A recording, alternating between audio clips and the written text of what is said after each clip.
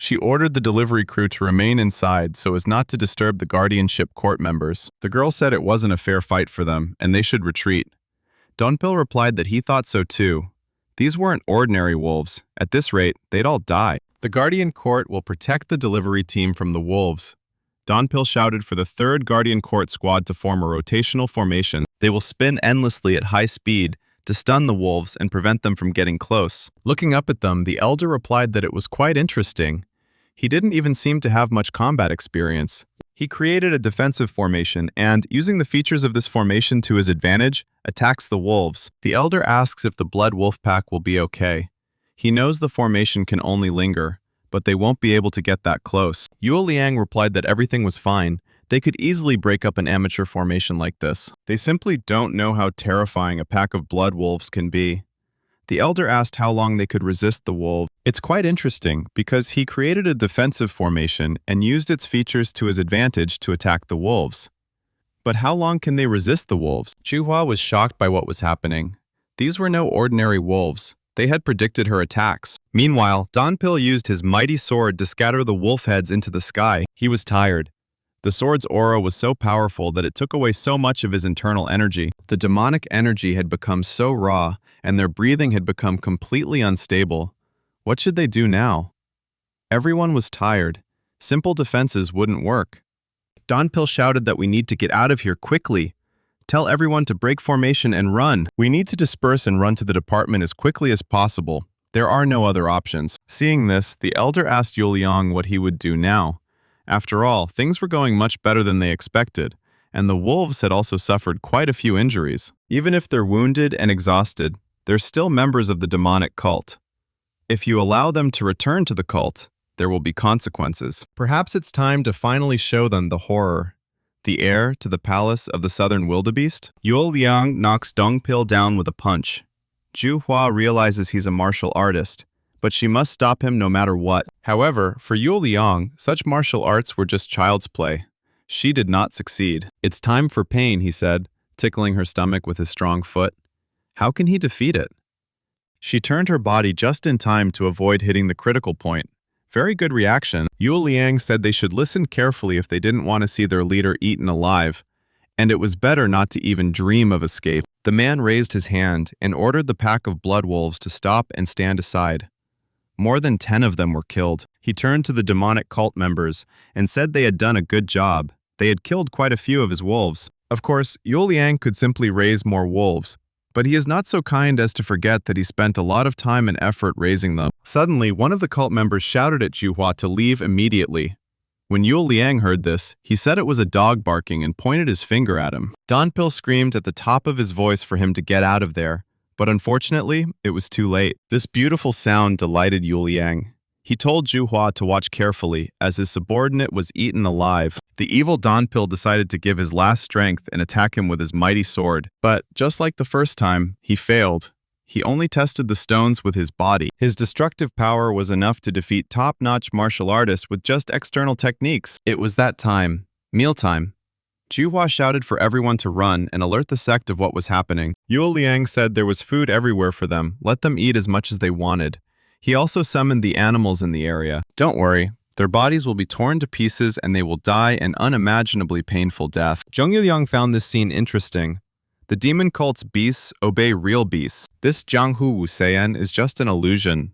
A swordsman who saved his family because he can't stand injustice, romanticizing drinking together on a sailboat in the name of friendship. But Jianghu is just one facet of the world.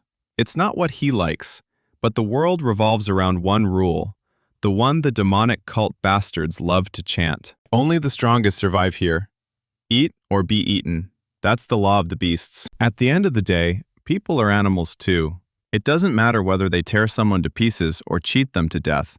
They kill and are killed to reach the top. Morals and ethics mean nothing in the animal world. Isn't that why they exist in this world? To climb the ladder? Donpil groaned and tried to get up, but Yue Liang told him that there was no need to exert himself so much. He would die anyway, just like them. But what should he do? How can he save his squad members in this hell and fulfill his duty? Maybe he needed to find a way out of here. He had to think fast. There had to be some way out. He couldn't just die, Donpil thought. Suddenly, Someone threw a sword and pierced the wolf's head. Juhua was saved from certain death. This was the third young master. For some, this news was joyful. For others, not so. The owner saw that there were a lot of animals here, but it simply made him nervous. He chopped them into pieces. The third young master said that he only came here to kill one guy, but there was a whole mountain of trash here that he needed to get rid of. Everyone was shocked by how easily he dealt with the beasts. He really didn't have time for that today, but he would have killed him too. And then, Junyul Young. Let him wait a little, and he'll make Japanese sashimi from his meat. Meanwhile, in the demonic cult, a dialogue was taking place between the master of the inner enlightenment organ, Soyeon Sim, and the general strategist, Hoyeon Sung. The man realized that one of Master Soyeon Shim's virtues was her great honesty, and he was not going to give that up. She feels like she said something similar to him before. He'll be caught off guard if he suddenly changes the subject like this. Hoyeon Sung said he was referring to the third young master. After all, they'd seen him around a lot lately. The girl suddenly felt a flush of heat. She couldn't understand how he knew everything. Maybe he was spying on her. The man explained that the position of general strategist in a divine cult is a rather lonely one. Therefore, he has been closely monitoring what's been happening lately. It's quite funny. He assures me that he couldn't survive in a demonic cult if that were the case. A cold-blooded dictator, one of the cult's best assassins. That's what people called her. But lately, she's not living up to her nickname. Soyeon Shim asked if he was comfortable saying such things to her face. But what's wrong with that, he said. People say it's not a sin to speak ill of someone, even a cult leader, when they're not around. The girl thought that if something went wrong, he could manipulate her. Hoyeon Sung acts like an impulsive person. He is the most formidable and picky representative of the divine cult. He is definitely not to be trifled with. The man wonders if the inner center of enlightenment is breaking its neutrality and supporting the third young lord. Soyeon Shim raised the issue again, but the center of inner enlightenment did not interfere in the succession struggle. The chief strategist says he can't interfere with her choice. He knows how much she cares for and trusts the cult. The girl thanks him for this. She was curious why someone so devoted to the cult would send the third young lord outside the cult without telling her. Hoyeon Sung told her not to take this as sarcasm or a threat. He wasn't going to send her to the criminal justice system. He was sure she had her reasons. The girl asked with fear in her voice why he was so interested in the third young lord. One said it was simply innocent curiosity. All the members of the divine cult focused their attention on the third young lord. People kill others without even knowing them. So the third lord decided that he would save their lives instead. A successor candidate who has been growing in influence and power at a very rapid pace ever since he cleared the blockage in his chi. Perhaps, somewhere deep down, it's true, and she's interested in him too. But what should I tell Hoyeon Sung? She can't describe what he's really like, so she suggested he meet him himself. The man asked if she meant there was something about him she couldn't explain. It turned out to be more interesting than he thought. After all, he'd never seen her talk about anyone that way. The girl said that she knew that it was not a problem for him, and that she could meet him whenever she wanted. He replied that he had indeed intended to meet him. Whenever he got too bored, something interesting happened. He plans to buy him some tea as soon as he returns. Their meeting will be unforgettable. Everyone watched as the third young lord cut the wolves into pieces and did not understand how this was possible. The elder wondered if he too was part of a demonic cult. He thought it odd since the boy had attacked the wolves, but his bloodlust had been directed at him. Looking at the third young master, the evil Yul Yang asked him how he dared to kill a pack of blood wolves in front of him. The third young master asked if he was the leader of these mongrels. But why did he obey this old eccentric? The man said he didn't know where the guy was from, but he would kill him if he was also from a demonic cult. Clenching his fist, Yul Yang shouted forward to the leader of the blood wolves. Hearing this, a fox ran out from under the lord's robe and stood behind him. The third young master realized that he was commanding the wolves by communicating through their energy core. The fox decided to show off her power. She screamed so loudly that everything around her was washed away by a powerful wave of energy. What kind of beast is this? Yul Yang was surprised. This is no ordinary beast. Or is it another creature in the skin of a beast? Could this be a mystical being? A divine, but also demonic being that causes all sorts of mysterious events and legends? He's no match for any beast from the Southern Wild Beast Palace. Even the Tiger King looks pitiful in comparison. Could such a mystical creature really exist? The young lord looked at the fox with a smile and said that this meant he was not an ordinary fox. Did he suffer any harm from that scream? That scream must have struck fear into the minds of all living beings who heard it. Who is he? And why is he walking around with such a monster? Yul Yang asked. He replied that there was no point in knowing, since he was already dead. The enraged Yul Yang shouted that he would rip his throat out and charged towards him with his divine southern wolf fist. But it wasn't as easy as he thought. The young lord raised his powerful fist. The man couldn't believe his divine fist was losing to him. His muscles twisted and his bones shattered. Now he can forget about his left arm because the bones are completely shattered. It wasn't a matter of inner strength or skill. Third young master was simply much stronger than him. Yul Liang had always been confident that his strength was superior to anyone except the main bear. But how could he lose to a mere member of a demonic cult? I mean, it's unbelievable. The young master remembers this sect that rules over the beasts, a sect as powerful as the great sects of the Central Plain. The Southern Wild Beast Palace, one of the strongest forces in the Outer Wall area. But that had nothing to do with him, so he could kill him. Having said his last words, he tested his brain for strength. Elder Zhang Yiliang was stunned by what he saw, as the heir to the Southern Wild Beast Palace was killed by some young member of the demonic cult. Now it was the elder's turn. The young lord rushed at him with all his fury. He had to kill him today. He could have passed it by, but since it was something that happened in his past life, the guy could start a new life now. But his leg continued to hurt. He couldn't forget it. The same leg that bastard cut off that day. With words about returning his leg, the young lord pounced on him with his mighty sword. The old man couldn't understand where the demon had come from or who it was.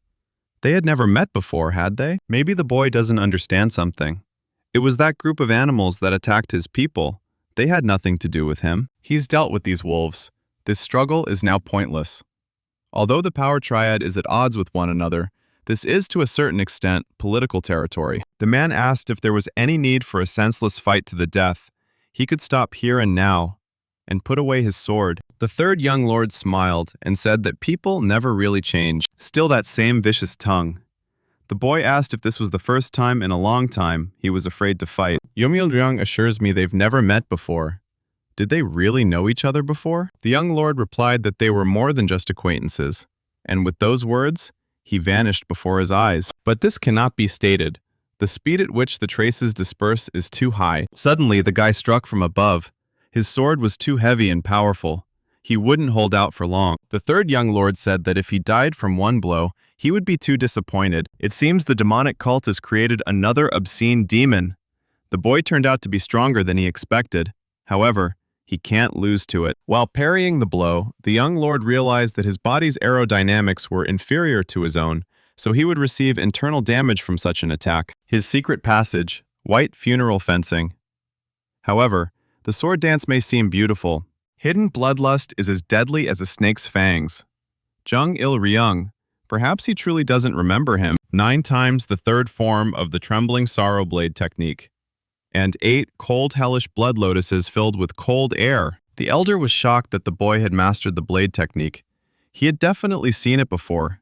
The most terrifying secret weapon of the righteous heavenly union, which killed all sorts of masters under the command of the leading forces. Zhang Ildrang realized that this was the sword technique of the assassin king, Zhang Hajin. Who is he to use that bastard Zhang Hajin's blade technique? The guy asked. Did he really remember? Meanwhile, the people were preparing to move on. They were gathering boxes and loading them into the cart. Zhang Pil offered Governor Zhu a life-sustaining pill and told him to hurry and take it. The girl felt uneasy because the third leader also had serious injuries. Why was he giving her this pill? The man replied that he would get more when he returned. He will stand guard, so let him circulate his qi. Zhu Hua thanked him for such assistance. Donpil regrets that he was unable to properly protect anyone at such an important moment. He thinks he can get the young lord's help this time. He'll have nothing to say, even if he loses his guardianship rights after returning to the sect. But he had never seen the young lord so angry before, as if he were deeply offended. The girl said it was time for them to go.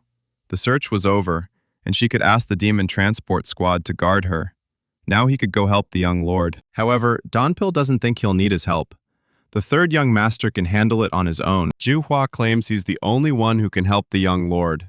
There's no publicly identified third lord. Suddenly, Goldie the fox ran up to them and looked at them strangely. Donpil asked what was wrong. She turned and walked away. How can this be? The elder clearly remembers how he killed Zhang Hajin. He cut off his leg and lost his head entirely. Could it be that Jun Hajin actually picked up the phone and no one knew? That bastard is like a half-demon. The elder said he asked him one last time, "Who is he?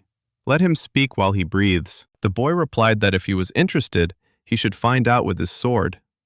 The elder seemed to release his white lotus chi. Magic swords is a masterpiece, the art of white funeral fencing, one of the 10 greatest arts of the orthodox sects. It even contains enlightenment. When there is a lack of strength and sharpness, the overflowing inner force will seek power, and enlightenment will restore sharpness. He even has a white crane sword.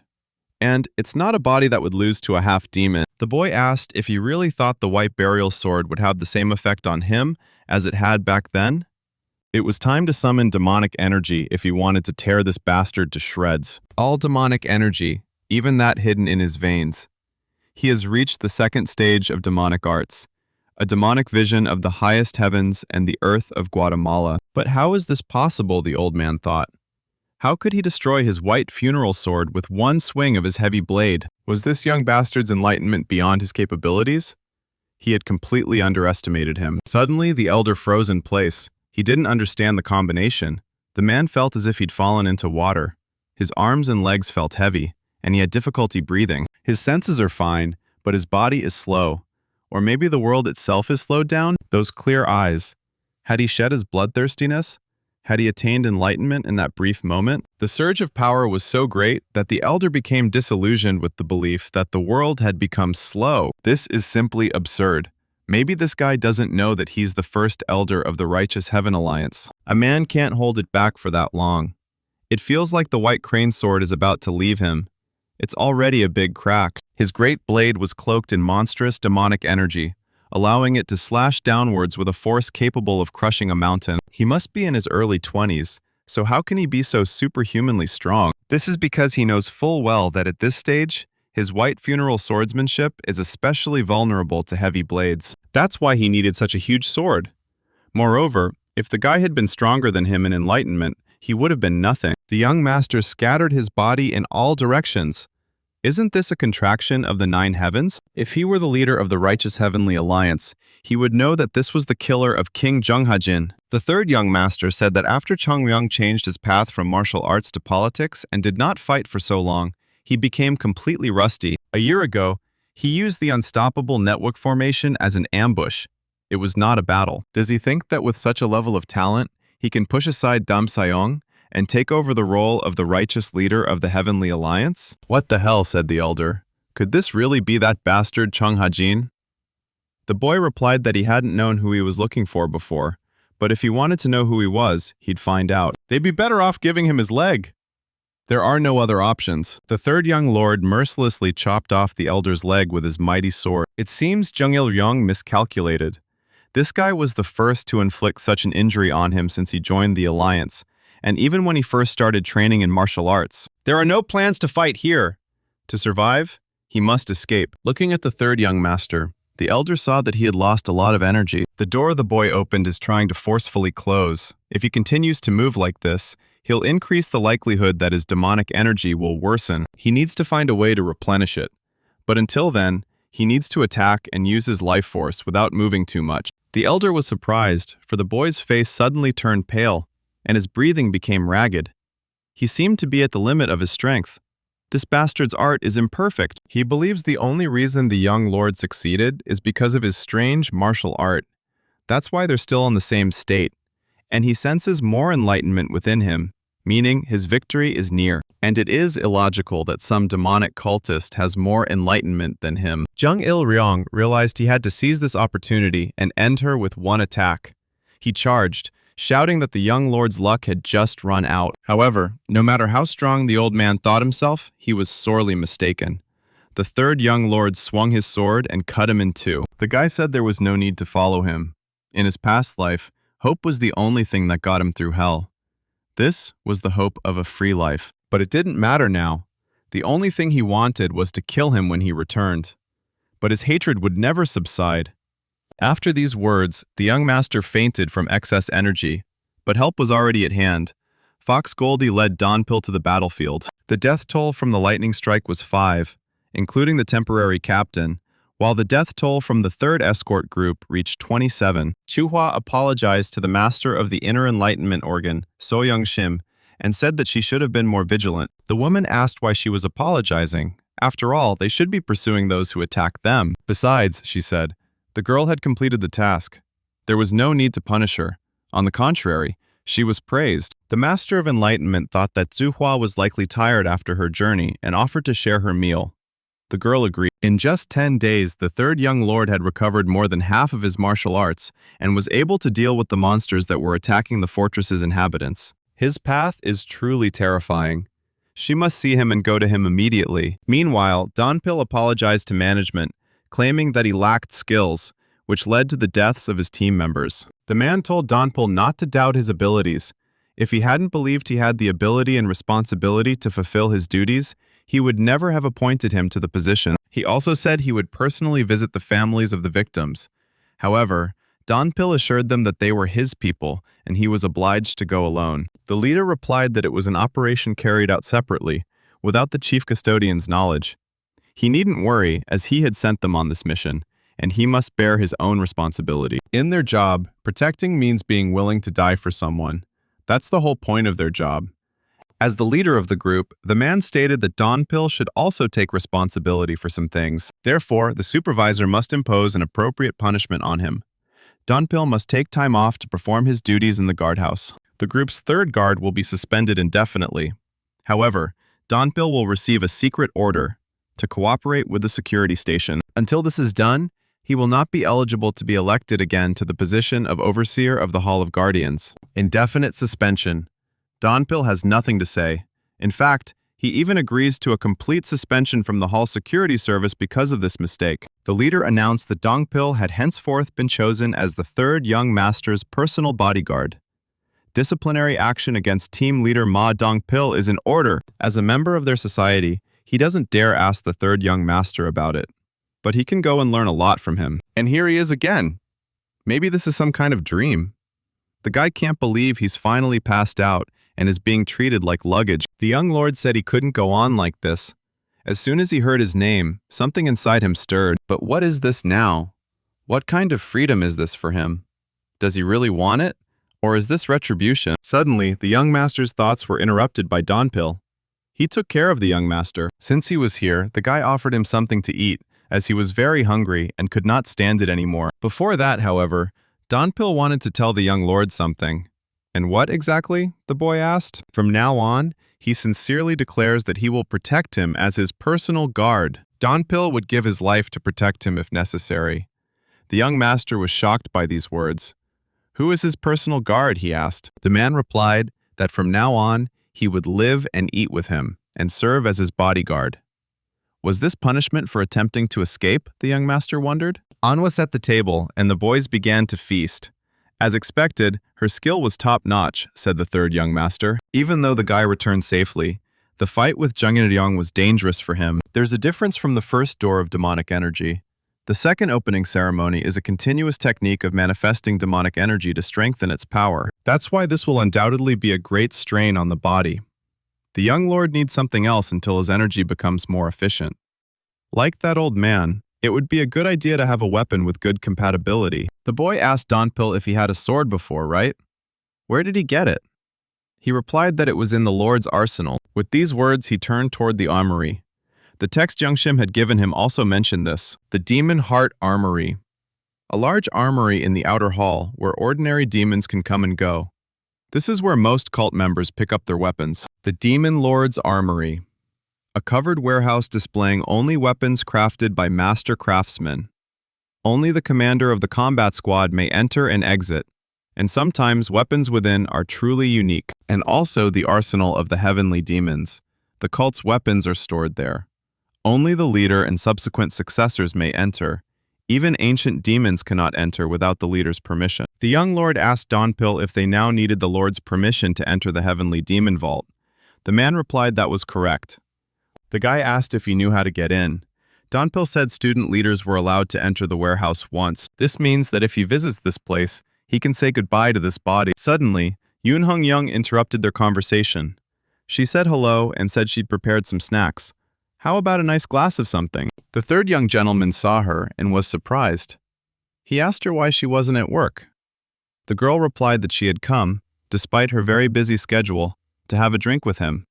Why wasn't he happy? The guy said he was going to visit a place anyway, so he should come later if he wanted to drink. Yoon Hong Young asked where he was going. The young lord replied that he didn't need to tell her every step. In the end, the guy finally revealed he was going to the demon lord's warehouse. Is she happy now? However, someone overheard their conversation. The man asked the boy why he went to the demon lord's warehouse and not the heavenly demon's warehouse. 7 years had passed since the man had last seen him like this. But it could have been 8. The man asked if he was going to the weapons depot and if he could get a glass of hot tea. The young gentleman was surprised by these strange questions. He said he'd never seen this before and that it wasn't a tea house. This was clearly not the place. It was easy to get lost. Donpil turned to the gentleman and said that this strange man was the general strategist. The man said that a lot of time had passed, and he was sorry that the gentleman did not remember him. General strategist Ho Yo-sung asked the young master why he was going to the Demon King's armory instead of the Heavenly Demon's armory. Or had he already visited that place? The third young lord replied that he was already there. That's why he was heading to the Demon King's armory. The strategist had heard that he typically used rather intricate blade techniques.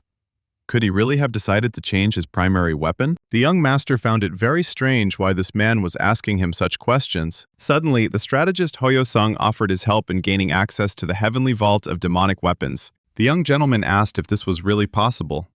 The man replied that he had no reason to lie.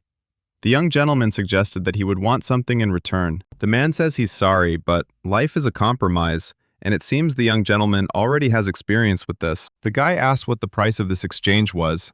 The general strategist replied that he simply wanted to talk to him and have a drink that evening. The young man apologized and told him to wait a bit while he went to change. He ordered Donpil to immediately go to the master of the internal organ of enlightenment.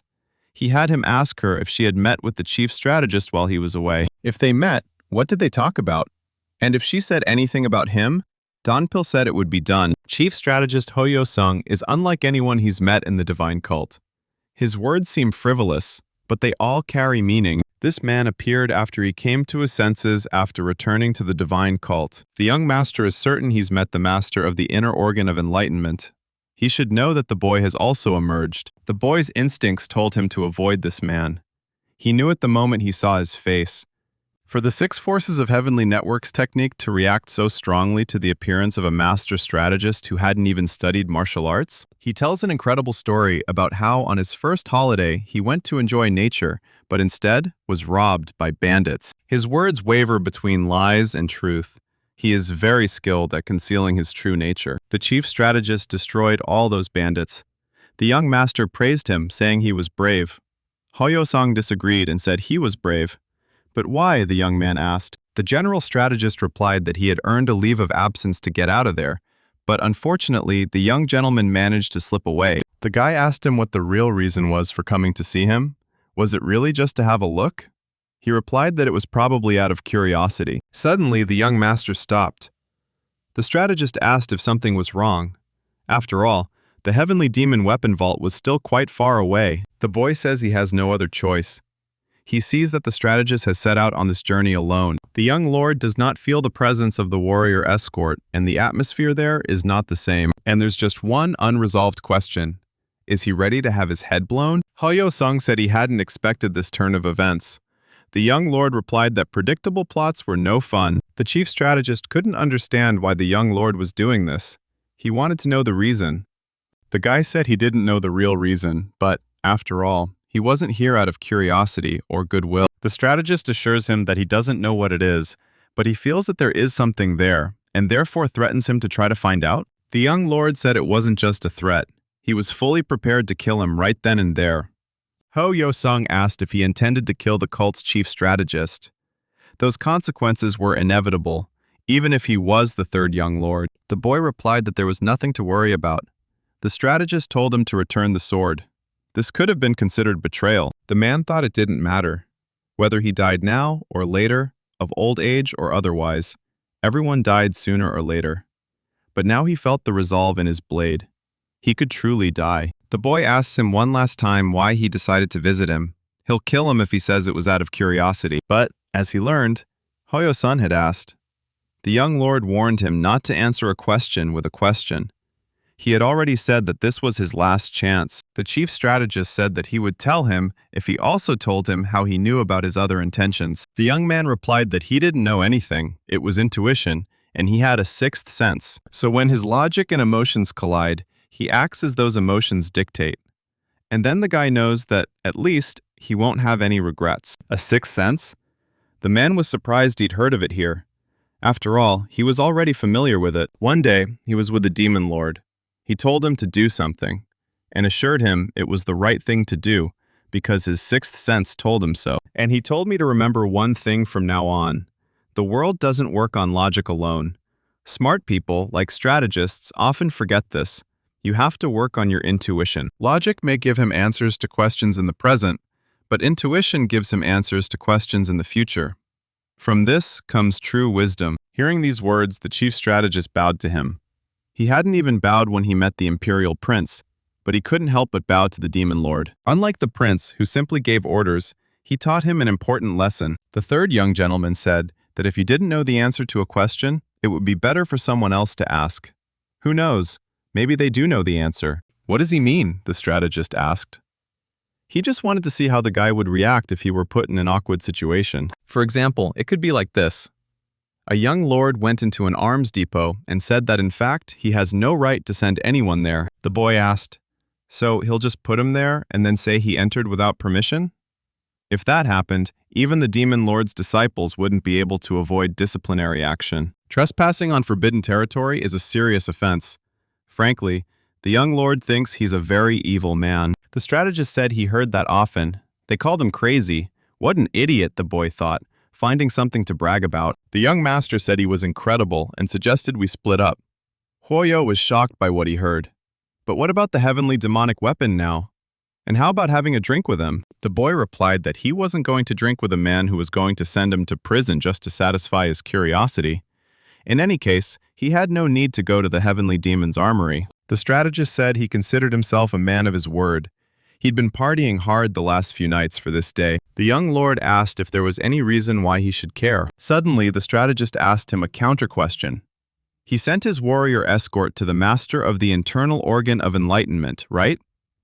Hoyo thought it was to warn her, or perhaps to tell her not to say anything about him, to keep her mouth shut. If this idiot knows everything, then he is more than just a nuisance, the young lord thought. The master of the inner organ of enlightenment no longer trusts him. Shouldn't the young master be with him for a while? After all, he's ruined the only relationship he had in the divine cult. He has no friends here anymore. In the end, the guy decided to have a drink with him. The strategist replied that it was a very wise choice, but first they would stop at the weapons depot. Coming out of the warehouse, the general strategist was shocked that the young master had taken so many weapons with him. He asked him, why not just one weapon? The guy replied that he told him he was only sending him there once, so he wouldn't take just one thing. He was so difficult to deal with, the strategist thought. He definitely seemed like an immature child. You can't really know a person until you meet them face to face. It seemed the master of the inner enlightenment organ was right. It was as if some old martial artist who had been through hell and back had taken over his body. The young gentleman asked him how long he would hide there. He was a busy man after all, and needed time to have a drink. The chief strategist has no doubt about him, as he managed to escape the demonic judgment pavilion alive. But he's not someone who would harm the divine cult, and Hoyo-sung believes that's why the demon lord left him alone. But who knows what changes he'll bring? Tomorrow, he'll have to go to the demon lord. The young lord and his new swords returned home. Donpil's subordinate was waiting for him at the entrance, his mission completed. The man asked the young lord where he got so many weapons. He replied that they were from the vault of the heavenly demons. Donpil was surprised to see so many swords. It seemed the young lord had chosen the best weapon. At his waist hangs a night sword of black demonic flame, a sword that looks ordinary, yet is deadly. It was one of the favored weapons of the 7 great demons who once terrorized the world of Murim. The blue sword and the red sword are twins, called demonic weapons due to the reputation of their previous owner. But this item truly deserves the title of divine weapon. What's unusual is that they have never been successfully used together. Therefore, this weapon is coveted by all. Donpil praised him and said he'd found an unusual weapon. The boy replied that he simply liked it, regardless of whether it was good or not. He simply felt the sword suited him. This was what the man expected from the young master. He wasn't concerned with the sword's history. He was simply wondering if it suited him. The third young gentleman showed Dongpil a huge sword and asked if he knew its origin. The man replied that he had never seen one before. The boy handed it to Dongpil, saying he'd found it in the corner of the warehouse. The man picked it up and felt the sword was very heavy, at least 60 pounds. It wasn't the kind of weapon the young lord could use for a long fight, but his eyes continued to stare at it. Unlike the other weapons on the rack, it lay at an angle, so he couldn't determine its name. But judging by the hilt, the boy decided to call it Yongindo. Dongpil said the handle looked more like dragon scales. He didn't understand the meaning of the name the young master had given him. However, what's truly remarkable about the young master, and what Dongpil noticed during their stay in the bamboo forest, is his ability to use various weapons with ease. His skills are truly outstanding. The boy handed Dongpil one of the swords and told him to take it, no matter how good his eyesight was. The young master didn't know whether it was right for him or not. However, he chose him, considering that Dongpil was on such a serious and difficult path in martial arts. One of the 5 great demonic swords, and one of the 10 strongest magical swords, the Muihanga sword. It's also called the Sword of Silence. This stems from the fact that when the sword's wielder isn't displaying their skill, it produces no effects. However, when a worthy person becomes its owner, the sword unleashes a terrible power. Saying thank you 10 million times isn't enough to pay for this sword. Such words would likely demean the young master. However, if Dongpil does this, he vows to protect him for the rest of his life. He has no other options. His name is Ma Dongpil, and he vows to be the young lord's best protector for the rest of his days. Suddenly, someone knocked on the door and shouted that he had a message from the demon lord. He wanted to see the third young master in his palace. The young lord greeted the demon lord, ordered him to sit, and poured him a drink. The demon lord said the boy had trained well. He'd heard the boy was harsh with the 4th grade students. The 4th young lord is based on the modification, the art of the Red House. He is a stubborn person, but he has good skills and ideas, as well as the ability to create something new even at such a young age, which is not possible for everyone. However, he gradually progressed, and in just 3 years became a very bright artist. The boy thought something was wrong. After all, the demon lord was talking a lot about him today. However, he didn't know what his purpose was. A strategist without power may be called a shrewd man, but hardly a great strategist. The 4th young master had great talent, but he ruined it by getting involved in intrigues. Those who don't know and don't judge his talent are stupid people, and he personally hates stupid people. That's why the demon lord is disappointed with the 4th ruler. He shouldn't live like this. But what the demon lord didn't expect most was to fall into the hands of the 3rd young lord. The demon lord knows the 4th lord's ambitions and understands from his words that he is not one to achieve his goals. However, he didn't expect to lose the battle for succession so quickly. He doesn't like foolish people. But does the 3rd young lord know what kind of people he likes? He likes those who exceed his expectations. And the 3rd young lord is on that list. After all, he's been doing this repeatedly and for quite some time. That's why he admires him. It can't be, thought the 3rd young lord. The demon lord himself admires him? A feeling of pride arises, and behind this feeling of pride lies self-hatred. After a miserable life as a weapon of a secret alliance, and a life as his leader's dog, because of this life lesson, he is now recognized and considered the strongest person he can be. He hated himself for admitting it so emotionally. Maybe he needed to wake up, after all. He dreamed of freedom his whole life. But who in the world could possibly receive a compliment from such a monster? If you were his dog, it's perfectly normal to feel proud. If this is true, then it turns out that self-hatred is not necessary, since a person experiences only negative emotions. So emotions come and go naturally. He doesn't need to blame himself for feeling something or for actually wanting to feel it. After all these feelings are part of who he is. The demon lord told the boy that he was constantly changing and growing, and that was why he considered himself special. But now that this man had said this, the 3rd young master truly felt that it was inappropriate for him to do so. After all, he was just an ordinary student. The man remembered the chief strategist coming yesterday. He said the young lord had opened the heavenly demon weapons vault. The demon lord also asked the boy if he liked swords. Maybe he wasn't very comfortable using them? The man extended his hand and said, "The 7 demon sword and the 2 swords were good choices. He would be disappointed if the boy chose something that didn't live up to his predecessor's legacy. Suddenly, all of the young lord's swords fell from the sky. The young lord realized that this control over the void was a divine ability. Did he really take the gun he left at the entrance, along with his bag? What level has this man reached? The demon lord said that this would be a reward for the student who exceeded his expectations. Let him choose any weapon he likes. The boy didn't understand what he was trying to convey with that ambiguous look. The man said he would teach him a lesson. It was a once-in-a-lifetime opportunity. Knowledge equals understanding, and with it comes the instinct to attack. This will be his only chance to defeat the giant named Li Zhongsang. Will it work? Judging by the marks, one could tell the attack was perfect. But he didn't block or dodge the blow. Why wasn't there a single scratch? The man said the blow was excellent, but he said he was going to teach him a lesson rather than attack him. The guy seems to have understood his intentions perfectly. Is this intelligence, conditioned by ability? Or is it feelings? There's no such simple ability. He's like an animal, and he has an instinct for danger. The demon lord said he had a question for the boy. He wasn't going to end their conversation with one blow, was he? And he was ready to continue, so why stop? The third young lord was shocked by what he heard. How could he have read his intentions? Li Chang is right. He has no reason to stop. He has to do it. There is no other choice. And if he continues, he'll hit him back. Is that instinct too? The demon lord thought to himself, ready to fight. He said he'd teach him a lesson. However, he still doesn't know what the boy has or what he can show. That's why the man hasn't given him any clues yet. The demon lord knows the child has something else in him. So let him try his best this time. The boy realized that the moment had come when he should open the gates of the dark shadow demonic art. The young lord shouted that he was using the power of the divine stage. Could he really exceed his expectations this time? If so, he can surpass them even further. He's already lost one life. Now he has nothing left to lose. Meanwhile, Yu Hongyoung decided to visit the young lord.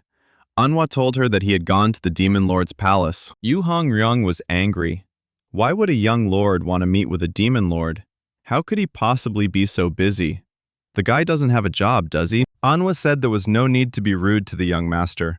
He had been called, so he had to leave. Hongryung was surprised by the maid's courage. Had she lost her fear? However, the girl can't hit her because she's too small. So for now, she'll have to put up with her antics. Nearby, Donpil was practicing with his new sword. Overhearing their conversation, a man approached and said they didn't know when the young lord would return. If she'd just come for a drink, she could have gone. The girl asked why he was playing with his sword here. Let him go back to the guard's palace and train there. This isn't his home, is it? Donpil replied that he had been appointed the young lord's bodyguard. Had no one told her that? She saw his sword and asked where he got it from. The man said that the young master had given it to him. The girl didn't understand why the young lord had given him such a relic. Where was her legacy? Why only him? The man chose to ignore her questions. When will the young master return? He can't handle this woman. Meanwhile, the third young gentleman lay motionless, unable to move. Even after these lessons, he found it difficult to breathe. His strength is half what it used to be, even though he always tries his best. But why does the guy still feel so good? He benefited greatly from this. Fighting a man as strong as him was a lesson in itself. Although this always made him nervous, it ultimately benefited him. The demon lord said he'd had enough. We need to get back to the tower. Half a day feels like half a year. I hope he's learned something. He wrote something on him with a black brush and said that it was the missing element in his martial arts. This guy's demonic arts are no less powerful than the 10 greatest demonic arts. But there were some parts he would have to learn on his own, as they were only just being revealed. The third young lord wondered how the demon lord was able to see through his weaknesses and the details that needed to be changed in his dark shadow demon art in just half a day. He'd never experienced anything like this before, and he hadn't even realized the lord had such a side. This was a very good lesson. His mind was jolted again. He was sincerely grateful for this chance. However, the master himself told him not to thank him, and not to think that this was a worthy reward for a student who surprised his teacher. The young lord replied that he would try his best and not let him down. The man told him he would look forward to it. The demon lord was intrigued. After all, he was attracted to someone, which meant the boy was still in demon territory. It had been quite a while since anyone had drawn a sword on him. He even left a mark from the supreme sword he'd mastered. Looks like this guy's evolved. The legend of a mythical fox who brought war to various countries. If this legend is true, then the person who caused the war will forever be on the brink of death. This man understands death better than anyone else. Does that mean it's time? In the Heavenly Demon Cult's military department, the conversation about the third young master came up again. The first guardian of the Heavenly Demon Palace, Mudam, heard that Chief Strategist Hall Yo-sung had met with the third young master. What was his impression? The man thought for a long time and said that it is difficult to learn everything about a person in one meeting. The first guardian assumed that the chief strategist was the person who knew the cult best. Hall Yo-sung took his words as a compliment, saying he was the first guard to say such a thing to him. Mudam had heard people say he was so strange. The chief strategist asked why he was asking about him. He replied that 2 days ago, the third young master had been summoned to his palace by the Demon Lord. The Demon Lord had trained him for half a day. Yet none of the potential successors had received any lessons from him before. This was unexpected. The man had heard that Ho Yo-sung was opening the heavenly demonic arsenal to the third young master. He replied that he was right, but he could not interfere in the battle for the throne. That would be at the Demon Lord's discretion. Ho Yo-sung doesn't see that the internal balance in his cult is disrupted, and he doesn't think they should take sides. Did the first guard really come to him to reprimand him? The man replied that he lacked the authority or experience to do so, or even the wisdom to admonish him. He was there only as the head of the palace guard, to express concern to the man at the pinnacle of cult politics. The chief strategist asked, so when the man asked about the third young master, did he mean that this guy was the one needed to open the heavenly demon arsenal? The man replied, that's correct. In that case, the man said, he would respond like this. He doesn't need to open a warehouse for him. People who are already superior to others don't need something like weapons. He can't say for sure what kind of person this third young master is, but judging by his conversation, he can be understood a little better. The first guardian said he thought he was on the verge of cult politics. The strategist said that wasn't true. He wasn't good enough to accept such an offer. He is simply someone who makes great calculations, understanding and taking into account the differences between people in the cult, to help the Demon Lord accurately assess the situation. Ho Yo-sun believes that what First Guardian Mudam is worried about should never happen. The man has always been wrong about the Master Strategist. He knew that what made him distinctive was not only his unique manner of behavior, but also his sincere devotion to the cult. The strategist himself did not expect that he would be discussing the future of the heavenly cult with the first keeper, with whom he had communicated only a few times. Could all this be thanks to the third young master? Life in the heavenly cult these days is very interesting. The training process was in full swing.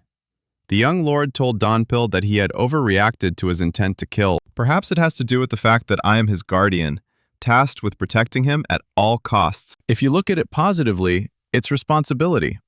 But if you look at it negatively, the man is still too strict. This limits his potential. So the boy tells Dongpil that he's strong enough, but still not good enough to protect him. He doesn't want this man to die before him just because he wants to protect him. After the young master's words, Dogpil paused to consider. Wasn't he burdening himself with this responsibility too much? The guy said that was enough training for today. We needed to go and get something to eat. Dongpil said yes and thanked him for the training. Suddenly, the young master sensed a powerful energy beyond the gates.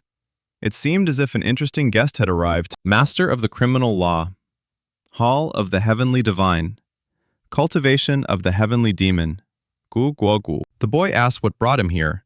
As far as he remembered, they weren't close enough for the man to visit him. The master was certain the boy knew about the upcoming Mara festival.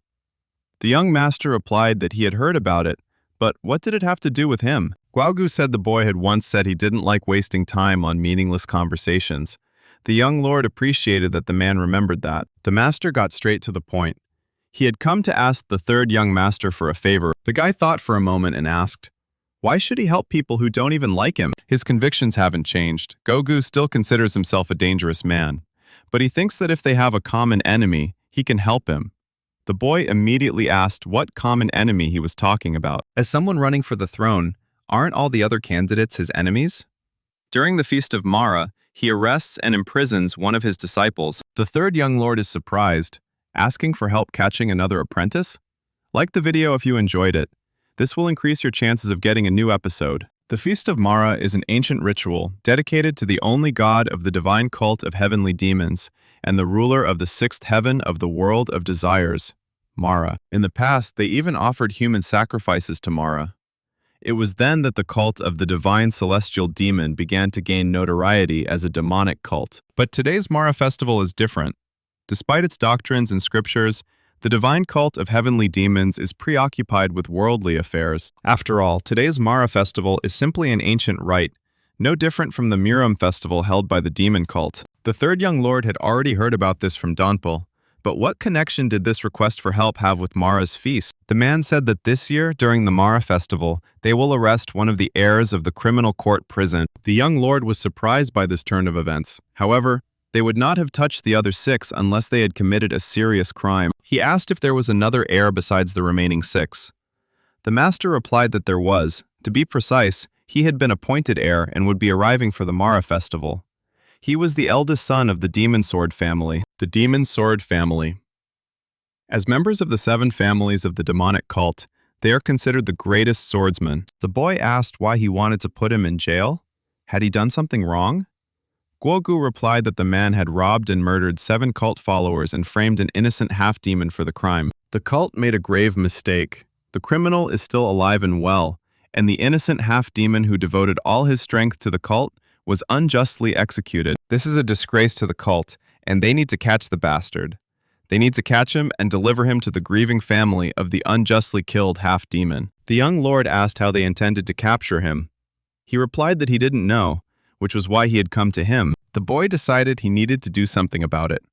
He joined the divine cult of the heavenly demon, the Center for Inner Enlightenment. The young lord apologized for arriving unannounced. He said it was because of the unjust execution. The girl didn't understand what he meant. 2 years ago, one of the maids working at the Center for Inner Enlightenment was murdered. He wants information about the victim. The guy said she probably knew the real culprit was someone else. So Young-shim wondered how he knew that. The girl asked if he was speaking from the criminal law court. The young lord quickly responded, understanding. Has the culprit been identified? He can't tell her.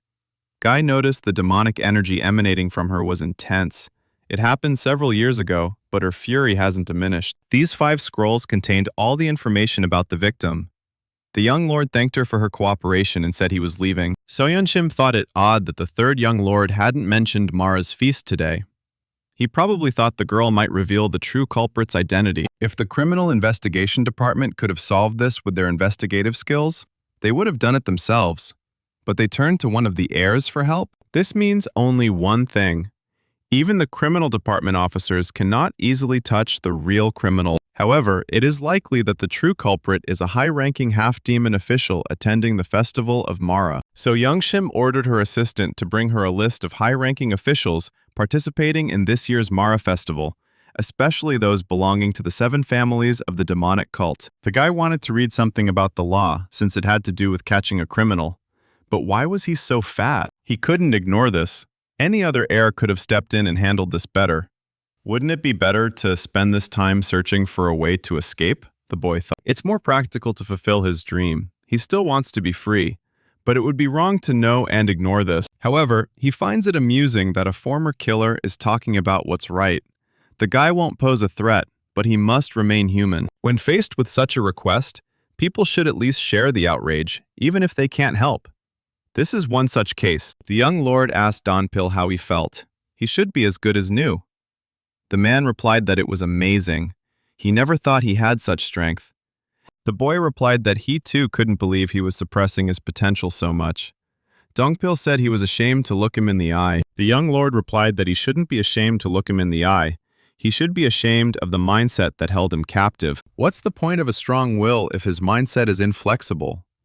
If this continues, he'll eventually suffer a severe blow. The guy shouted that maybe they should quietly leave and finally get a look at the criminal's face. The young lord's first impressions were very positive.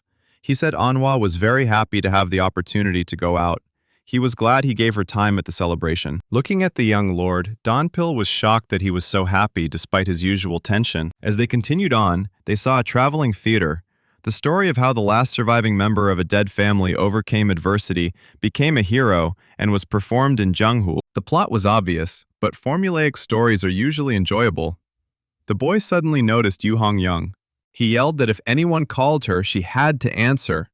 Was she still upset with the guy who turned down her invitation to go out for a drink? Or is she crying over the play? She seems to have a rather sweet side. The girl didn't expect to see him in such a setting. They announced that the Demon Sword's family had arrived. The boy would finally see it. This was the grand entrance of the criminal's family. This is the demonic sword family.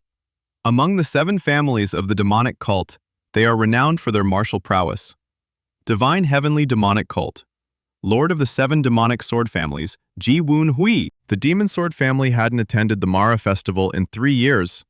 This time, both the family's elite squad and the honor sword squad arrive. The young lord heard that the eldest son of the Demon Sword family would become the Demon Lord's disciple during the Mara festival. Dunpil thought the Demon Sword family's martial arts were truly impressive up close. He studied the master's stern aura and held himself with unwavering dignity. He told the young gentleman that he would be glad to go with him to the event, but it turned out that he had already left. A young man came out to meet Ji Woonhua and asked if he was the lord of the Demon Sword family. The man asked who he was. The young gentleman replied that he had been seriously injured some time ago and had lost his memory. Perhaps they had met before, but he had no recollection. In any case, it was a pleasure to meet you. The Lord doesn't know who he is, but he thinks the boy is perfectly aware of the disrespect he's showing. The young lord wondered what he had done to disrespect him. Had he eaten too much shashlik? The man said the boy had been quite blasphemous. The young lord replied that he had asked why, and the man had called him a curmudgeon. This is the kind of attitude that arrogant old men often display toward him. These words deeply affected him. The swordsman he commanded radiated enormous energy, but a tiger isn't intimidated by wolves. On the other hand, the head of the demonic sword family remains calm despite the provocation. The man said he didn't know why the guy was being so disrespectful, but he would kindly let it go for now and let him go. In any case, he has one question for him. As a father, if he witnessed his child commit a heinous crime, what would he do? Is it really that hard to answer? The man said his policy is to avoid pointless discussions. It's the first day of the Mara festival, so he won't allow this disrespect to show itself again. Get him out of here immediately! Dongpil knows that this is the hand movement technique of the demonic sword family lord. It's surprising how powerful it is considering that he just used sword energy to strengthen the flow of chi in his hand. The young lord said he was tired of this hand technique. He should answer quickly. His neck hurts. Ji Woonhua is shocked. Why is the guy so fine? Even with his sword swinging technique? The boy asked. Was his question really that difficult? The lord saw the young master practicing martial arts right before his eyes. What incredible strength and power! Who is this young man? The guy was shouting that today he had eaten the most delicious shashlik of his life. Due to such demonic power, the Demon Sword family lord's horse was frightened and almost fell. The man said that the young lord was quite brave because he used his martial arts to attack him. He controls the speed of his fall using only his internal energy. The guy asked why he was wasting his energy? Or was he planning to attack? He was the one who started all this in the first place. Ji Woonhua said he was a little brat. He was going to change the tile himself. The young lord said that he was going to repel the attack, but despite this, he still relied on his strength and did not touch his body. The man was shocked to see that the cracks in the ground stopped right in front of his horse. He would never have believed that a guy like him could reach such a level. Even if this man didn't use weapons to minimize the damage, could he really be a master? Ji Woonhua asked who he really was. The guy told him to answer his own question first. He said he wasn't obligated to answer questions from people whose identities were unknown. The young lord, after thinking again, said that he had indeed been too arrogant. The man asked again, "Who is he?" Suddenly, Donpil emerged from the crowd and said, "Let them greet the Demon Lord's disciple, the third young master." Everyone was shocked by what they heard. His name is Ma Dongpil, and he is here to accompany his master. Meanwhile, rumors of a clash between the third young master and the Demon Sword family had already spread within the criminal law hall. Master Guagu said that this was probably an emergency. Let them send out the squad members without the guard's knowledge. So this is how this guy was going to start? The man knew it was a double-edged sword, but he didn't expect there to be a blade on the handle. Many say they're seeing the third young master for the first time. Rumor has it, he's incredibly handsome. The man saw him after he was chosen as the third young master. But there's a big difference between who he was then and who he is now. The boy has changed a lot. The guy asked, "Is something wrong? Why is everyone looking at his face? How much longer will he have to wait for their greeting?" Demon Sword family's leader Ji Woonhui and his troop welcome third young master. What a short and simple greeting. They don't underestimate their opponents, but they're not exactly polite anyway. Ji Wei says he didn't know this guy was the third young master. He admits his mistake and overconfidence. As a candidate for the position of Demon Lord, the man engaged in inappropriate speech and behavior.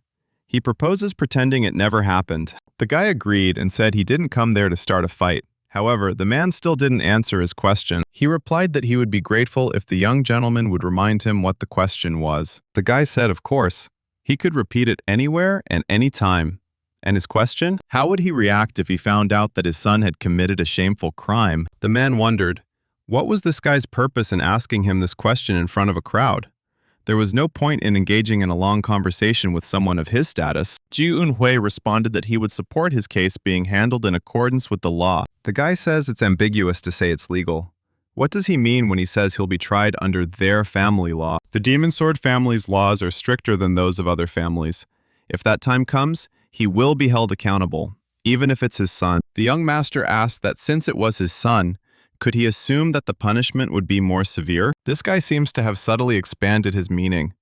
Since there are so many passers-by around, he can't argue with him. The man replied that everything was correct. The head of such a large family as his would definitely provide his son with a good education. And not just his son. He vows to do the same to his entire family. Ji Wei will never do anything that will bring shame on his family. The young master thought the man said this out of pride. Despite being the head of the Sword Don's family, it sounded sincere. Guy apologized for interrupting their journey. He welcomed them to the Mara festival. Ji Wei replied that there was no problem. He and his troop continued on their way. Judging by the expressions on their faces, Ji Kong-hyun's eldest son, Ji Kong-hyun, and his third son, Ji Yong-hyun, were not happy about the incident. Dongpil said the head of the Black Sword Demon family is truly extraordinary. His eldest son's skills are said to be on par with his own. The young lord replied that he was right, but that bloodlust wasn't the kind of blood one could get on the battlefield, unless it was paid for with someone's life. Judging by his energy, he killed at least one person in a day, maybe two, without giving the person a chance to fight back. Donpil was surprised because it was crazy to kill one person every day. The boy thought the heads of their families seemed to know nothing, but what's worse is the third son, Ji Yong-hyun. He's the youngest and possesses powers beyond reason. Even after his senses were heightened by the Demon Lord, he could barely see the power this guy hid. At the very least, Ji Yong-hyun had even more power than he did. This is getting more and more interesting. The third young master must outdo himself. Meanwhile, Yu Hong-young sang her song and complained to the boys about why she wasn't given a single sword. Why was Donpil the only one to receive the sword from the young master? What did he do to him that was so bad?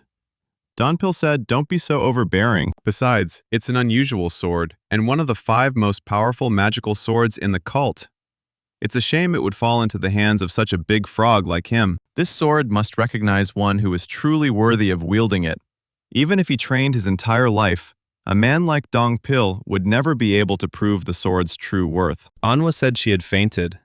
Dongpil saw that it was already 1 o'clock, and he had to return before the city gates closed. The girl woke up and asked why Donpil had left. Could he be angry because she called him a frog? Even in its sheath, the sword looked good. She was very tired. Suddenly, Yu Hong-young felt that this man had released a huge amount of energy. The young master is dissatisfied with why he's being sent from one place to another. He needs to go somewhere soon, so he hopes Guogu will be brief. The man asked, why did the boy do this today? Why did he make a scene in front of the Demon Sword family's procession? The young master replied, didn't he hear that everything ended peacefully? Master Gogu claims that just because the guy is unharmed doesn't mean everything will end peacefully. He asked, doesn't he like that? The man said the young master was jumping to conclusions too quickly. What was the meaning of this ambiguous question?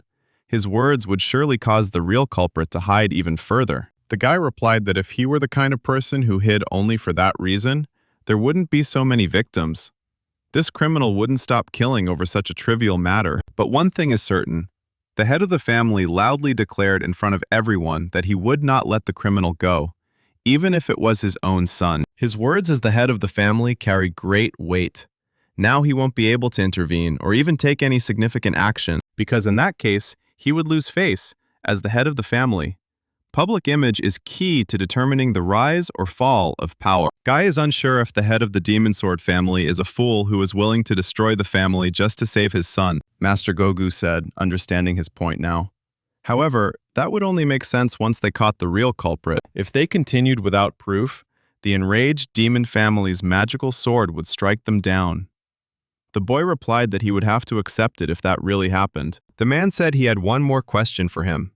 What was his true purpose? The young master asked why he was suddenly asking him about this. Ever since their first meeting, he'd believed the third young master had never been loyal to the cult. Master Gogu finds this strange.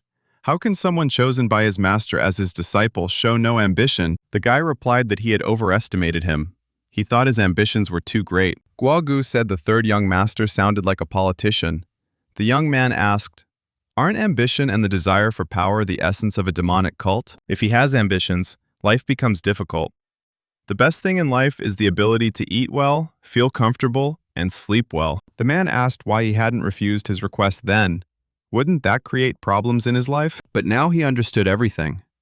He understood why he had always thought the third young master was dangerous and made him feel uneasy. The third young master doesn't deserve to be in their demonic cult. It's time for a change. Master Gogu doesn't know if the boy knows that tomorrow, the highest officials of the Murim will swear an oath to the demonic lord. After the ceremony, a competition will determine the future of the entire cult. But what does this have to do with him? The boy asked. The man said all reports of recent unpleasant events would be discussed there. For example, the incident with the death of the alliance leader. The young gentleman asked if he knew. Why hadn't he locked him up earlier? Wasn't it a crime to go out without permission? Master Guogu replied that it was because the leader didn't want it. He didn't want third young master to get into trouble with the halls of criminal law at a time like this. The boy asked if the leader had asked for his release, had he? The man replied that it was true. Even though he knew about the third young master's crime, Master Guogu ignored him. The guy said that it turns out a man can ignore his own insult? What did he do? Master Gogu replied that it was not a matter of what he had already done, but of what he was going to do now. Suddenly, he began to attack the boy. However, the young master managed to draw his sword and parry the blow. The guy noticed that his attacks had become stronger and faster. This wasn't what it used to be. He made a decision and demonstrated his martial arts. The young master asked why this man had hidden such a fine sword all this time. But why didn't the guy show off his true martial arts? He said the man was wasting his time, talking as if he knew anything about him. He really doesn't like that. "This is the wind of the six hells," the man said, and the boy immediately demonstrated swordsmanship. Releasing energy, he attacked, parrying the blow. What incredible pressure! The guy asked why he suddenly decided to attack him? Or was he testing him? He declared that they should stop this fight right now. Master Gogu replied that he now understood why the demon lord was interested in him. The young gentleman said he didn't care. He would ignore it, as the man had requested. Gogu warned the boy to be careful of the leader, who was plunging into the endless darkness. He reached such a height that he became completely invisible to human eyes. Having reached the ultimate level of anger and hatred, his feelings died. However, these feelings can explode like a volcano at will. The demon lord considers everything in this world absurd, and at the same time, he fears everything in the world. A person who looks to heaven can be considered to already have their feet in hell. But before they realize it, they've ascended to the clouds and are now looking down into hell. That's what a cult leader is. The boy said he didn't know what he was talking about. Master Gogu replied that he didn't expect him to understand, but hoped that when the time came, the young master would remember his words. When the time comes, this guy must take the initiative and lead them. The guy thinks he's definitely a smart aleck. Suddenly he's attacked, and now he's talking nonsense. As Donpil suspected, the third young master was right. Apparently it was the same one. Ji Young-hyun, the third son of the Demon Sword family. Looks like he drinks a little more alcohol than Yu Hong-ryong. He remained unharmed after Dongpil's blow, despite bearing his full force. The man yelled at Ji Young-hyun to wake up. This guy looked nothing like the one he'd seen earlier that day. Before, he'd looked like a calm, peaceful young man, but now he looked like someone who'd been drinking all week. He shouted at the man to give him his sword. Donpil thinks the guy now looks like he's completely lost his mind or needs some sleep. He still demands the sword. His skill is astounding. It's incredibly difficult because not just his hands, but his entire body makes his chi as sharp as a steel sword. But compared to his chi, Dongpil's abilities were far inferior. It was as if he'd only trained his demonic and internal energy. It seemed like the end had come for him. But suddenly, someone shouted at the top of their lungs for the yellow frog to go away. Yu Hongryong came to Dongpil's aid. While she doesn't like to gang up on someone, she believes it doesn't matter if the opponent is someone like her. The girl asked Dongpil if he was okay. He replied that he was, and thanked her. Hongyong said he shouldn't thank her yet. They needed to get out of this situation first. She could only judge based on one attack. This woman spent years trying to make her body as hard as steel. How did she achieve this level? And it looks like he's desperate for Dongpil's sword. He's coming after them. Damn! I wonder if his mouth smells like that, Dongpil thought. He's absorbing the energy from his sword. He seems to really enjoy the taste of it. But this man won't give it up so easily. The young master had given him this sword, and he wouldn't let him touch it again. Such madmen don't deserve such a sword. The girl was shocked. Could such monsters really exist? He shouted at Hongryong to leave him alone. His power has already exceeded the level of enlightenment. If she were to be attacked by this, she would have to say goodbye to her life. Hongryong doesn't understand where he gets so much strength. Dongpil said she doesn't know either, but will she be able to hold out until the young master arrives? Another attack from Jeonghyun is coming. Suddenly, the third young lord appeared and blocked the blow that would have destroyed his comrades. The guy said Dongpil was his bodyguard, but he still guarded him. The man apologized. The young gentleman replied it was just a joke. He apologized for being late. He was held up by that annoying guy who always likes to talk. The young master noticed that his energy was powerful, but his abilities were like a child's wielding a wooden sword. His movements were very simple. His strength and agility had reached their limits. But even so, as long as he had energy, he could fight and release sword chi. But the young master will beat him until one of them runs out of strength. He's got some great skills, too. The guy's going to attack him, so let him defend himself as best he can. A blow from a mountain fist. Isn't he living too quietly? Is this emotion? Or a sense of freedom? It's so pleasant. The third young master felt so alive. Dongpil shouted at him to stop. The boy had already passed out. The third young gentleman asks why everyone is looking at him like that. What did he do? The guys don't understand why he beat the bastard up like that. What's wrong with his face? He can't even open his mouth. The guy replied that it was a little damaged, but still recognizable. Master Gogu said the culprit was his elder brother. But why was Jeonghyun's third son, Jeonghyun, harmed? The young master replied that this remained to be determined. As everyone knows, this is quite difficult because the criminal did not leave any evidence. A clear victory, without any proof. A thoroughness that avoids the image of a witty father listening to the King of Swords. Did everyone really think he could have done it himself? The guy assumed there must be some accomplice, and when he saw them in person, he realized it was him. The elder brother is full of magical murders that can only be accomplished by a single assassination. And the younger brother harbors incredible and suspicious magical energy. This means they are the real culprits and accomplices in the incident. Master Guogu said that the real culprits will deny their guilt. It's a fantastic herb. He obtained it from Hosoga with great difficulty. Regardless of the type of herb, it weakens the willpower, regardless of its hallucinogenic properties. With Hwang Cho's help, he confesses to his older brother Ji Konghyun's crime. The young master thinks he needs to force him to confess to his suspicious magical abilities as well. The demonic energy that filled this boy's body must have been killing and kidnapping people. This became even more obvious when the boy saw him running toward him, eyes wide-eyed, driven by the demonic energy of the Sword King. But no matter how many confessions they get from these two and bring them to the criminal court, it is all useless until they convince at least one person. Now the young master needs to meet the last person who can definitely solve this problem. The alcohol they drink in Xingyo is definitely different. Is it because today is the first day of school? Or because tomorrow his son will become a disciple of a religious leader? Even with the pleasant night breeze and fragrant tea, Jan Hui cannot calm down. A third young gentleman came to him. He asked the man, "Are these three Confuciuses? Why does he drink tea instead of alcohol? Or is he a man of righteous life?" The young lord asked if the man would mind disturbing his peace for a while. He replied, "Of course not." The guy said that he knew in any case that he was the head of the family and didn't like being disturbed, so he would immediately tell why he came. The young lord said his third son, Ji Younghyun, had been arrested.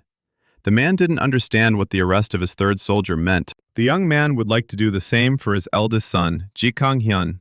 What does he think about this? These are the personal details of the believers killed by the eldest son, Ji Konghyun, and the confessional recordings of the third son, Ji Yonghyun. Father couldn't believe his eyes. How could this be? Did Kang-hyun really do this? The young lord says it's all true. If he doesn't believe him, he can call the head of the Criminal Justice Department right now. Ji Woon-hwa says he still can't believe it. Is this guy by any chance planning a scheme to reduce competition? The fourth had already been defeated. Now he's stuck in his home, unable to live or die, undergoing treatment. The battle for the throne began long ago. He's just his son, and the young lord can kill him whenever he wants. So don't give him any unnecessary doubts. This guy doesn't understand why Ji Woon-hwa wants his son to be his disciple. What will he do if his son becomes a disciple of a religious leader and turns into an unprincipled man who again kills faithful members of his church? And does he want his family's name to be disgraced because of this? He needs to think hard about that. To prove what he said during the day, something will have to be sacrificed. The young lord shouted at the man to calm down. He hadn't come to fight the demonic swordsman. It won't be difficult to hide the son's sin with the power of the family lord's demonic sword. He knows this man is not like that. The young lord has a proposal. Let him report the sins of his son, Ji Kang-hyun, directly to the religious leader during the Pasungye New Year's ceremony. Perhaps confessing to many people will protect the pride of the demon sword family. Let him choose for himself, because the fate of the family of demonic swords for hundreds of years depends on his conscience. Is his conscience really more important than his face? Than the honor of the demon sword family? Let all worship the demon lord. Long live the divine heavenly demon. That's right. He wanted his son to be revered as a god in a place he couldn't get to. His son, of whom this man was so proud and never doubted. How is this possible? How the hell could he commit such an outrageous act? The third young lord watched the scene and didn't understand why the demonic swordsman was still hesitating with his decision. The demon cult lord saw Goldie on the roof with the third young lord. He seems to know this forest area. She has such a childish body. Is she trying to say that she is very strong? The bishop said this committee doesn't like cumbersome things. Let's conclude their meeting with a brief introduction. Ji Woon-hwa wondered if he couldn't just leave things as they were. Did he really need to criticize his son and ruin his family's reputation? The young lord was still watching and knew that this was his only chance to tell everything. Lee Jung-sung said that he would accept Ji Kang-hyun, the eldest son of the demon sword family, as his disciple. But Ji Woon-hwa's father shouted at him to wait. He had something to say, and it was a matter of life and death. It is with great regret that the man must inform him that his son has committed a serious crime. The demon lord shouted at him to be quiet and called him to his palace. The third young lord was shocked to hear that Lee Jung-sun wanted to take his son as an apprentice. However, the demon lord summoned them both and first offered them a drink. The boy immediately rejected the idea. Ji Woon-wei was surprised. How dare he refuse the demon lord? Lee Jung-sun said that Ji-woon had shown courage. It must have been difficult for him to do such a thing in front of so many people. He thanked the gentleman. The man asked what he had decided. What would he do with his son? Ji Woon-hwa replied that even if it were his son, he felt it was beyond his control, as he had become the demon lord's disciple. Lee Jung-sun asked the head of the demon sword family, will he really force him to ask the same question twice? The man apologized, but the demon lord was still waiting for his answer. Ji Woon-hwa's father pondered what decision to make. Even if he tried to uncover the leader's intentions, nothing would come of it. The man said he realized his great sin. But the boy was still his son. Parents are the only ones who can forgive their children. And as the head of the demon sword family, he believes that they should be treated more strictly. That's why he wants to give him a punishment that fits his crime. The demon lord asked if he really thought so. He replied that he did. This child has become his disciple, but he doesn't want to ignore his sincerity. He has 8 disciples, and he will personally deal with this matter, without prying eyes. The man told him to take a bottle of his drink, and thanked him for the honor of being a demon lord. Ji Woon-wei bowed and thanked him. Lee Jung-sun rose from his throne and motioned for the third young lord to follow him. The man asked him why he had personally visited the head of the demonic sword, and why he had taken on this task. The young lord replied that there was no reason, it simply had to be done. His heart compelled him to do it. The demon lord said he liked that answer. He would have been disappointed if it had been filled with unnecessary rhetoric and arguments. There was one more question that interested him. How the hell did the guy find out? He was surprised by the question. After all, it turned out the Lord himself knew everything. But why did he keep it a secret? Lee Jung-sun replied that this man had died with a brand attached to him. And even until his death, This man had prayed for his leader and had humbly ended his life. The guy asked if he knew who the real culprit was. Why didn't he try to solve the case? The Lord replied that it was true, but the answer lay in what the young lord had just told him. He was surprised because he didn't understand anything. The boy had said earlier that his heart had made him do it. Overall, it doesn't matter. This person isn't the type to try to please anyone, and it was the same thing that time. The man who died unjustly prayed for him until the day he died. Did he hope for anything by praying to him? Did this man want to clear his name? And did he even pray for a peaceful afterlife? Probably not that way. He simply did it for himself. All this man wanted was the well-being of the one God he believed in and followed his entire life. And there could be no other intentions. Loyalty and faith that expect something in return are impure. The demon cares little for his reputation. This was simply meant for him from the depths of his heart. Anger at someone unjustly killed is more likely to tarnish their faith. That's why they call him God. God is not a being who frees us from injustice. Simply knowing and understanding is enough. He may be a man, but he is called a God. In this case, he has no choice but to strive to become a god. The boy was surprised because Lee Jung-sun had put in the same effort as he had. But he thinks that after death, he will be the same as he was when he was born. The young lord doesn't understand why this man accepted the eldest son of the demon sword family's master as his disciple. The demon lord replied that it was necessary, as basic school material. It was necessary. But what does that mean? He said that he would explain everything now, because this guy was also involved in this. The man opened the boxes with his demonic energy and asked him if he recognized them. He probably did, since the boy was there too. These are the boxes that Chung Il-ryung stole when they were sent with the transport team. However, the transport team took them back to express their anger. How did he know that the young lord had left school? And what was he doing? These herbs weren't harvested for elixirs. They were designed to eliminate, weaponize, and kill any element. He would experiment with these herbs. The concentration of true energy, the degree of clarity of mind, and the threshold of desire. Taking all this into account, he will destroy his humanity. And in the event of any failure, he will become a highly targeted dispatch. The young lord asked if he had said from the beginning that he would take him as an apprentice for this very purpose. He replied that this was what the demon sword matriarch had wanted. If he were offered to take his child as an apprentice, he would experiment on his own body. But since this guy is a criminal who deserves punishment, there would be nothing wrong with using him as an experimental material. The boy asked what he would do after the experiment was over. The man replied that he would only find out then. However, he doesn't think that cooked fish will be able to swim in the sea again. The young lord does not know whether his eldest son will receive the punishment he deserves for the crime he committed.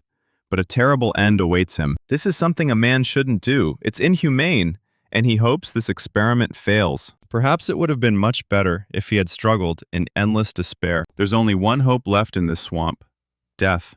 It's getting closer and closer. When Lee Jung-sun first brought his third child into the demonic cult, all he could sense was death.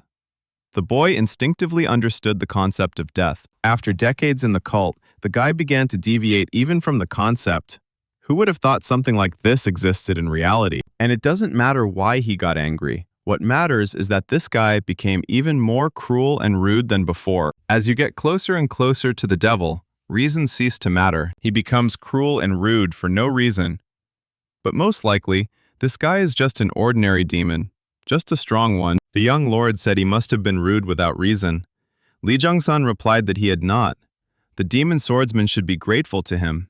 After all, it was thanks to him that they were able to preserve the family legacy. The demon lord will give him an order soon.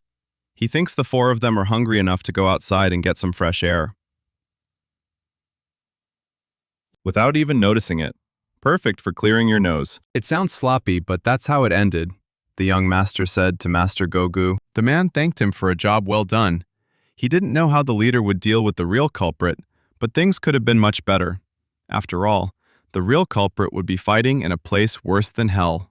He neither died nor lived. In any case, the guy says, let him take care of his third son, Ji Yong-hyun. He thinks it's time for him to leave. The man replied that, regardless of the outcome, he owed him a debt he would never forget. This is the Hwasin gem, the red-faced symbol.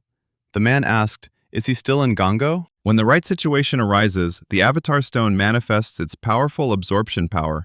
stealing the life force and expedition spirit of a person. The magical power that Ji Kang-hyun uses to harm people has the same principle as the Losain Stone, but its power is far from it. The side effects were also fatal, so no one could quickly study and use it. So Ji Kang-hyun asked his younger brother, Ju Young-hyun, to study it together. Ji Yeon-hyuk planned to immediately convert the demonic energy he absorbed into his own. However, due to the side effects of the magical attack, he lost control. In the end, he even aimed at the Ink King sword to absorb the demonic energy. In many ways, the Demon Lord sees the third young lord as an advantage. The boy thought he was almost going crazy when he fought with Ji Young-hyun. He himself seemed to be becoming rude and cruel. Then the young lord felt an anger that would not subside. Isn't that the essence of the color red? Demonic power. Something needs to be done about it. Lee Jung-san. This man is truly beyond imagination. This text is about 200 characters long. Even without knowing the true nature of magic, he could see through the gaps in martial arts using only the magical energy of Baljian that he studied. Not only was it amazing, he even came up with a few tricks to complement his martial arts skills. Because of this, he was almost able to complete Amenji Magon. It's impossible to say that it will be complete if combined into a single whole. Nothing can be added or subtracted from it. If you are a great martial artist who can open even the illusory gates of hell, then you must have the corresponding dignity. The last 4 letters are Gai Zhejiang. From now on, this martial arts skill will be referred to as Guyu Magon plus Chiropractor 5. Early in the morning, the Demon Lord decided to indulge in some art. General Hoyo-sang asked the Demon Lord why he was painting orchids today. The man ignored his question and asked if he was ready. The strategist replied that all he had to do was catch him and eat him. When a tiger attacks its prey, it is sure to be followed by hunting cats hungry for scraps. Lee Jung-sun said these weren't ordinary wild cats. What's more, they might counterattack him. The chief strategist replied that all he had to do was send a tiger, which would be able to kill all those wild cats. Who could handle that? Hoyo-sang said it would certainly be better if the Senate itself took action, but they'd say that's impossible. Or, should we send 3 of the 408 commanders with him?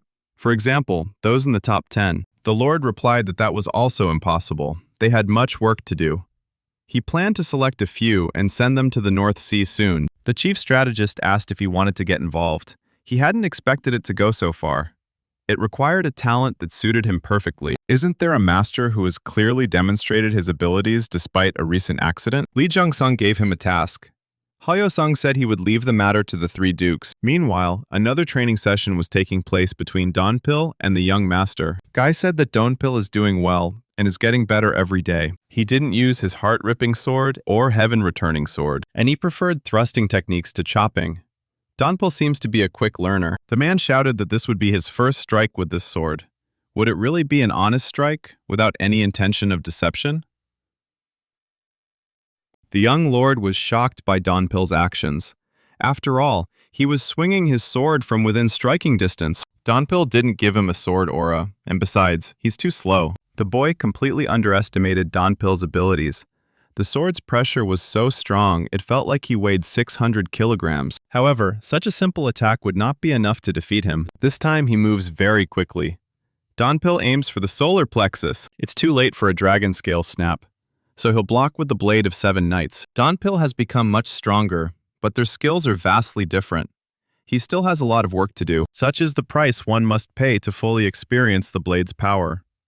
The young lord will imbue his minmen with demonic energy. He asked how he even came up with this strategy. Donpil realized he could never strike with speed and strength alone, so he decided to leverage his strengths to enhance the effectiveness of his martial arts. The boy encouraged him, saying it was a good idea. Donpil himself didn't think a simple attack could achieve much, but luckily, he received a hint from a young lord who was skilled in martial arts. This is the technique of the 9-fold stable blade of disaster. After a powerful blade storm comes flame, then an icy wind. This is the pinnacle of martial arts. This is what made the wind of ice and snow even more terrifying. Donpil insists that this is Yang's extreme art. The young lord asked if this meant he alternated between a brutal attack and a swift one.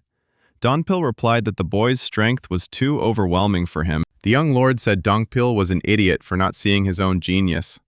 For the first time since they'd met, he was impressed by his martial arts. Innovative thinking is just as important as diligence.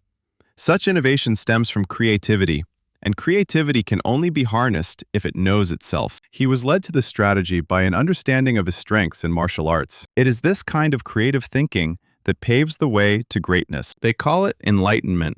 It's not just sudden revelations. Consistent effort and relentless practice also lead to enlightenment. The young lord was genuinely touched. It almost knocked him off his feet. However, Donpil's body wasn't yet ready for such an attack. Donpil trained well, but if his body is failing, it's not because he didn't train properly. The limitations lie in the martial arts that a man studies. The guy advised him to meditate a little and left without saying where he was going. He went to the library to find a book. It was a book about the demonic arts of Vajra Yaksha. Vajra Yaksha is Dhritarashtra, but that's a Buddhist concept, so why is demonic art called that? In any case, it's perfect for Ma Donpil. Given his current level, he could learn it in a day, though replacing the demonic energy with this would take some time. He said that he chose this book among several others. Suddenly, the boy saw a little girl nearby. The young lord couldn't understand how he could have missed her presence. The girl greeted her brother. Her name is Che Yi Ming, the seventh young mistress of the heavenly demon divine cult. The young lord realized that this girl was the youngest, a child who had seemed weak and frail when he returned from the secluded bamboo grove. She's already fully recovered. But why did Li Jung-san take a child like her? She's so adorable. The girl asked if she could come to his home. The young lord was shocked by the question, but agreed. Sitting at the table, the young master asked if she had already studied the 10 great demonic arts. Ye Ming replied that yes, the demon lord had given her permission. It's strange that she was able to grasp this at such a young age. The demon lord seems to believe in her abilities, then she must be a true genius. The young lord wondered what they would talk about. He almost never interacted with children. He only practiced or drank with them. The girl thanked her brother for the treats. The young lord told her not to be shy. She could come for refreshments any time. Suddenly, the little girl said that she was also grateful to him for killing that son of a bitch Hong Yu Moon. That son of a bitch poisoned her. If it weren't for the third young lord, she would have died long ago. The guy replied that there was no need to thank him. He was just annoying. Ye Ming said it was true. She owed him her life. The young lord felt a vibration, as if it was a carriage from the demon god palace. The girl asked, "Is this a carriage?" The young lord was surprised because she was coming from far away. She has impressive senses. The carriage from the demon god's palace carried the strategist general. He brought a message from the demonic lord, deputy head of the external control department for special assignments. What kind of overly long and complicated title is that? The guy asked. The chief strategist replied that they call him the Special Inspector General. Does this guy understand his duties? He believed that successor candidates don't take on any roles. The strategist replied that the word deputy was there. It was a temporary position, so it was acceptable. But wouldn't any role be problematic? It would attract a lot of fruit flies, wouldn't it? Wouldn't that affect the competition for succession? Strategist Heo Yo-sung replied that fruit flies would be attracted to anyone in power. Was that really a problem for him?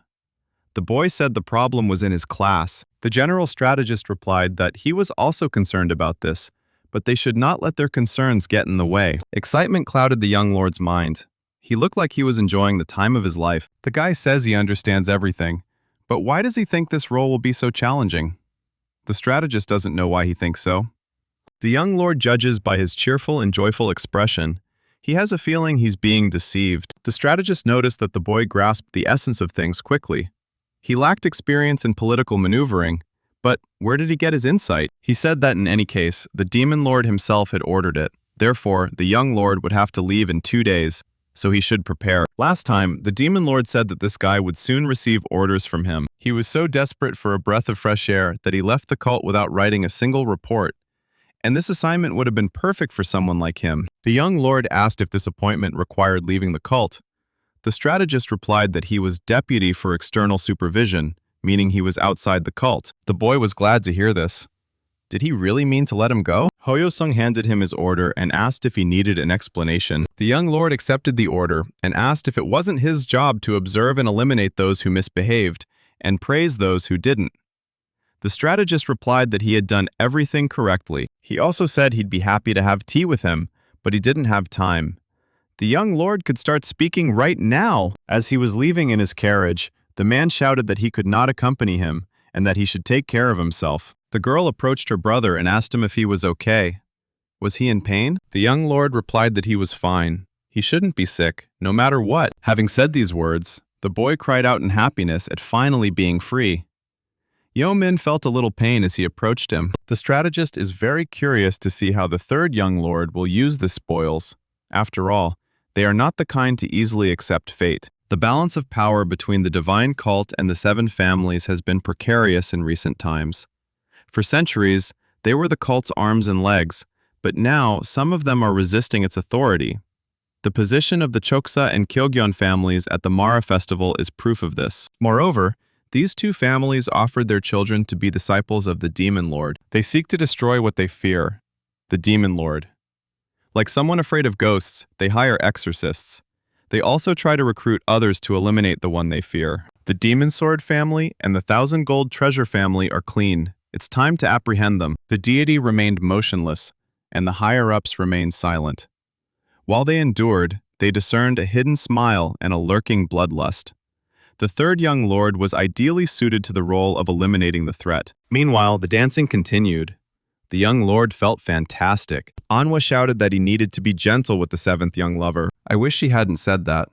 The young lord has so much power that he's decided to twist everyone's minds. The boy realized that this time, he was truly leaving. He would leave on his own 2 feet and with dignity. Once he was gone, they would never see Anhwa or Dongpil again. This day was bound to come. But what was this feeling? The demonic arts of Vajra Yaksha. This is what it means to fully utilize your power. It was a completely different level compared to the sword aura he had used before. The young master congratulated Dongpil as he had completely mastered the demonic art of Vajra Yaksha. He patted him and told him to use it to his advantage.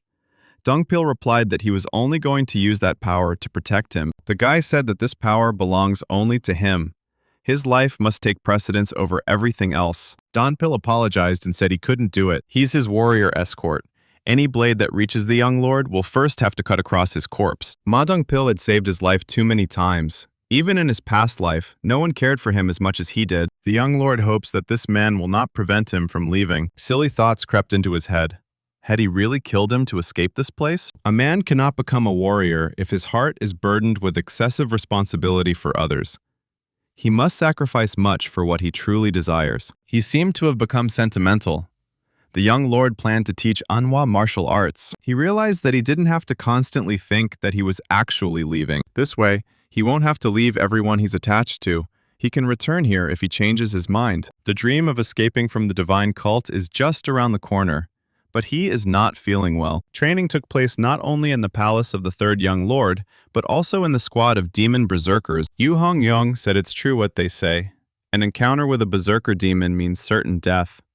If your arms are broken, you'll have to fight with your legs. If you break your legs, you'll have to rip them out with your teeth. Such is the way of the demon berserker squad. Let them put their heart and soul into it. Let them fight as if it were a real battle. The girl said that was enough for today.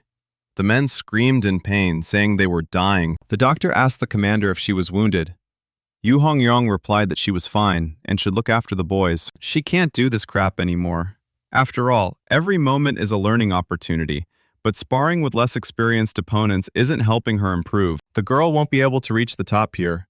That damn third young lord has to take care of her. She's bored and would like them to be given some sort of task or something. The criminal law master asked, "Is she bored?" If so, that's great. He has a task that is perfect for a squad of angry demons. The young lord gave Anhwa a book and said her internalization of power was stable, but not exceptional. Perhaps the cult didn't value it highly, but elsewhere it was first-rate. Is this martial arts? The girl asked. Did he really write this himself? The young lord replied that if he had more time, he would have helped her with it himself. She has potential, but she's not exceptionally talented. Instead, Anhwa has a consistency and seriousness that others lack. He commented on everything to make it easier to understand, although he doesn't know how good these notes are. Anhwa asked if he could delegate this task to someone else. The young lord understands that he owes her a great debt, but does she know that he is leaving the sect? The guy told her not to skip meals just because she had no one to cook for. Anhwa replied that everything would be fine. After these words, the young master said he was leaving. Yu Hongyong bowed to him and declared that the divine teachings were absolute. All demons would fall before him.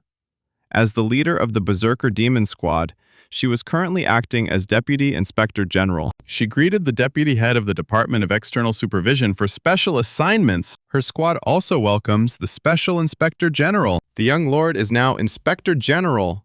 Epaulets in place, ready to move out. For some reason, the guy feels like shit. Isn't this the freedom he dreamed of? Where does this discomfort come from? His heightened senses are on high alert. It was stronger than when he had fallen into the trap formed by the network of the Righteous Heavenly Alliance in the Steel Blood Fortress, or when he had encountered Li Jungsan. He can't run away like that. But why? Did he miss something? The boys looked at him and started asking if he was okay. Why was he sweating so much? The young lord replied that he was fine. He was just thoughtful. He saw that the sun was setting and let everyone get ready for bed. Dongpil and Yu Hongyang discussed the young master's condition since he hadn't even eaten. Yu Hongyang asked Dongpil if he knew anything. After all, he was closer to him than she was. The man replied that he didn't know.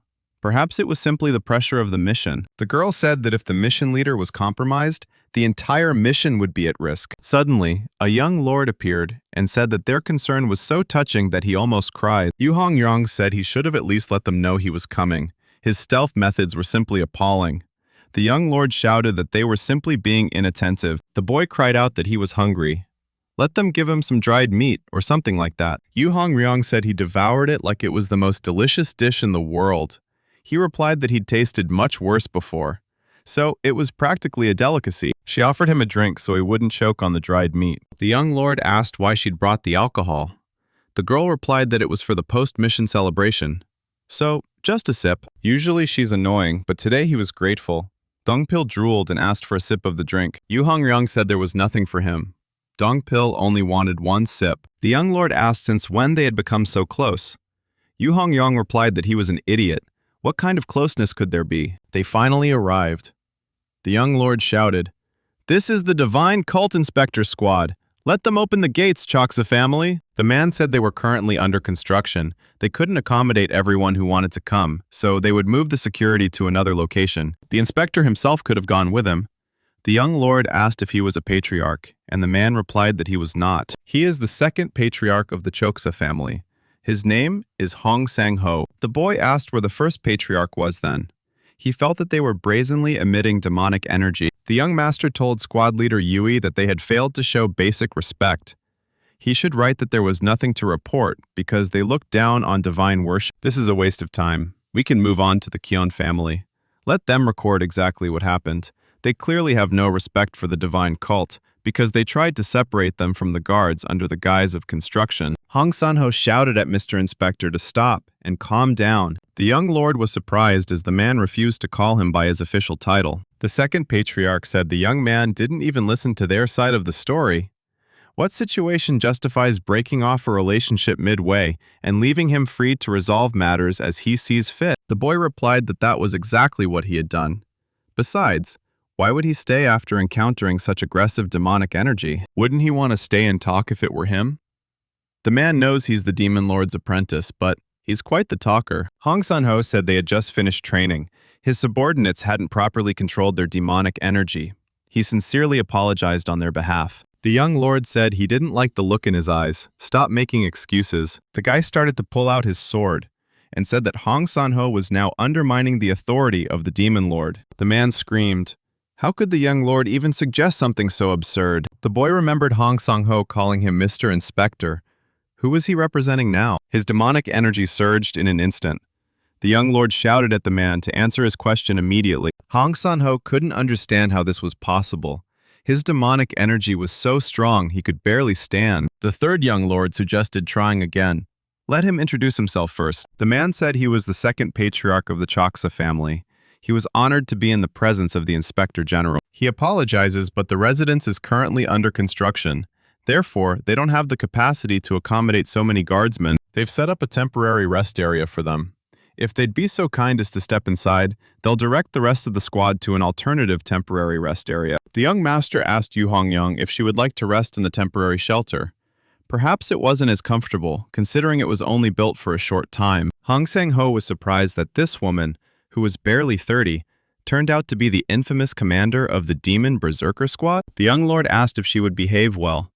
The girl replied that she had always been well-mannered. The young lord said these guys won't remain under his control. So stop building this junk and let it fade away. With one powerful blow, the young master opened the gate and cleared the way for himself. The man was shocked by what he saw. The gates were destroyed with just one attack. Once inside, the young owner suggested building a new gate since they were already busy with construction. Maybe I should ask the Demon Lord for money, otherwise he'll go broke. The Heavenly Divine Cult's Demon Lord Palace had already reported that the third young master had arrived at the Chocha family approximately 30 minutes ago. The Demon Lord heard that a squad of berserker demons had been assigned to guard the area. The chief strategist replied that they had no other choice. They were also ideal for this role. Their fame alone should help them avoid conflict. It's a good combination, isn't it? However, a situation may arise where a squad of enraged demons will have to stop the Third Lord, and the Shu family will not be in a pleasant situation. Hoyo-sung asked what he would do if the third young lord lost to them. The overlord replied that by arranging the murder of the cult leader's apprentice, he would be able to deal with him more easily. But he didn't think the child would lose to them. The strategist asked if he believed in him. The man replied that he wasn't so foolish as to trust someone he couldn't see right through. The third young lord went to the criminal justice hall. Hoyo-sung said he had heard about it. They were able to find out a lot about him, but not everything. This guy is hiding something. The strategist always thought the demon lord could see right through all things and people. But he couldn't find out about the third young lord? It's not like this guy was trying to hide anything. Although, it would be impossible even if he tried. But there's still something about him the Demon Lord doesn't know. He hopes that this task will help him understand what is going on. The Lord asked if the chief strategist trusted him. The man replied, "Of course." Meanwhile, a conversation was going on in the Choksa family palace. How could this have happened? The second patriarch must be upset? His pride was seriously hurt. The man asked the attendant where they were taking the people from the divine cult. He replied, "To the dragon-watching pavilion." Patriarch Hong Quan said it was reckless. How could a young man simply force his way into the residence, bypassing the second highest-ranking family member? The attendant said he could prove quite a challenging opponent. The man wondered if he was referring to the third young lord. Patriarch Hong Chuan didn't expect to be concerned about the child. The attendant said the child was a disciple chosen by the demon lord. He's young, but that doesn't make him an easy opponent. Hong Quan said he doesn't underestimate him. He just doesn't seem like someone worth worrying about. The attendant told the patriarch not to be so nervous. The rumors about the third young lord were very good. However, Hong Kwang believes that if someone is talented in martial arts, they are bound to be stupid. Their stubbornness is difficult to overcome even for someone with extensive experience. If anyone asked about him, they should say he was recovering from an illness and that he himself would formally invite them to dinner. The servant said so and left. A girl came to the patriarch and asked if he was too sad. This guy is the one who killed his son. Isn't he angry about it? Hong Quan replied that he didn't want to think of his son as an idiot who lost a stupid fight. He should have died a courageous death for his family. What should he do now? He was neither dead nor alive. The girl said it was very cold. Hong Quan replied that a snake's blood was always cold. He didn't want to care about someone useless, even if it was his son. The girl asked when they could continue treatment. Hong Quan replied that any time, as long as they didn't overdo it. The young lord had been here once before, when he had to kill the head of the best squad of the Choks family. This place is still as luxurious as ever. He first started a relationship with that bastard Hong Yu Moon. Coincidentally, they were having a rather unsuccessful relationship. Suddenly he saw Goldie. How did she end up here? The guy offered to go buy her some food. What had happened to her lately? She'd eaten more than a seasoned warrior, he thought. Suddenly, the young lord felt a familiar yet unpleasant presence. It was Hong Yu Moon's younger sister, that same Hong Yun. The girl asked what kind of fox it was. The young lord replied that it was his friend. She found it interesting that the third young lord kept the fox as a friend. The boy had talked enough empty talk. What was the reason she wanted to see him? Looking at him, the girl realized that he had definitely changed.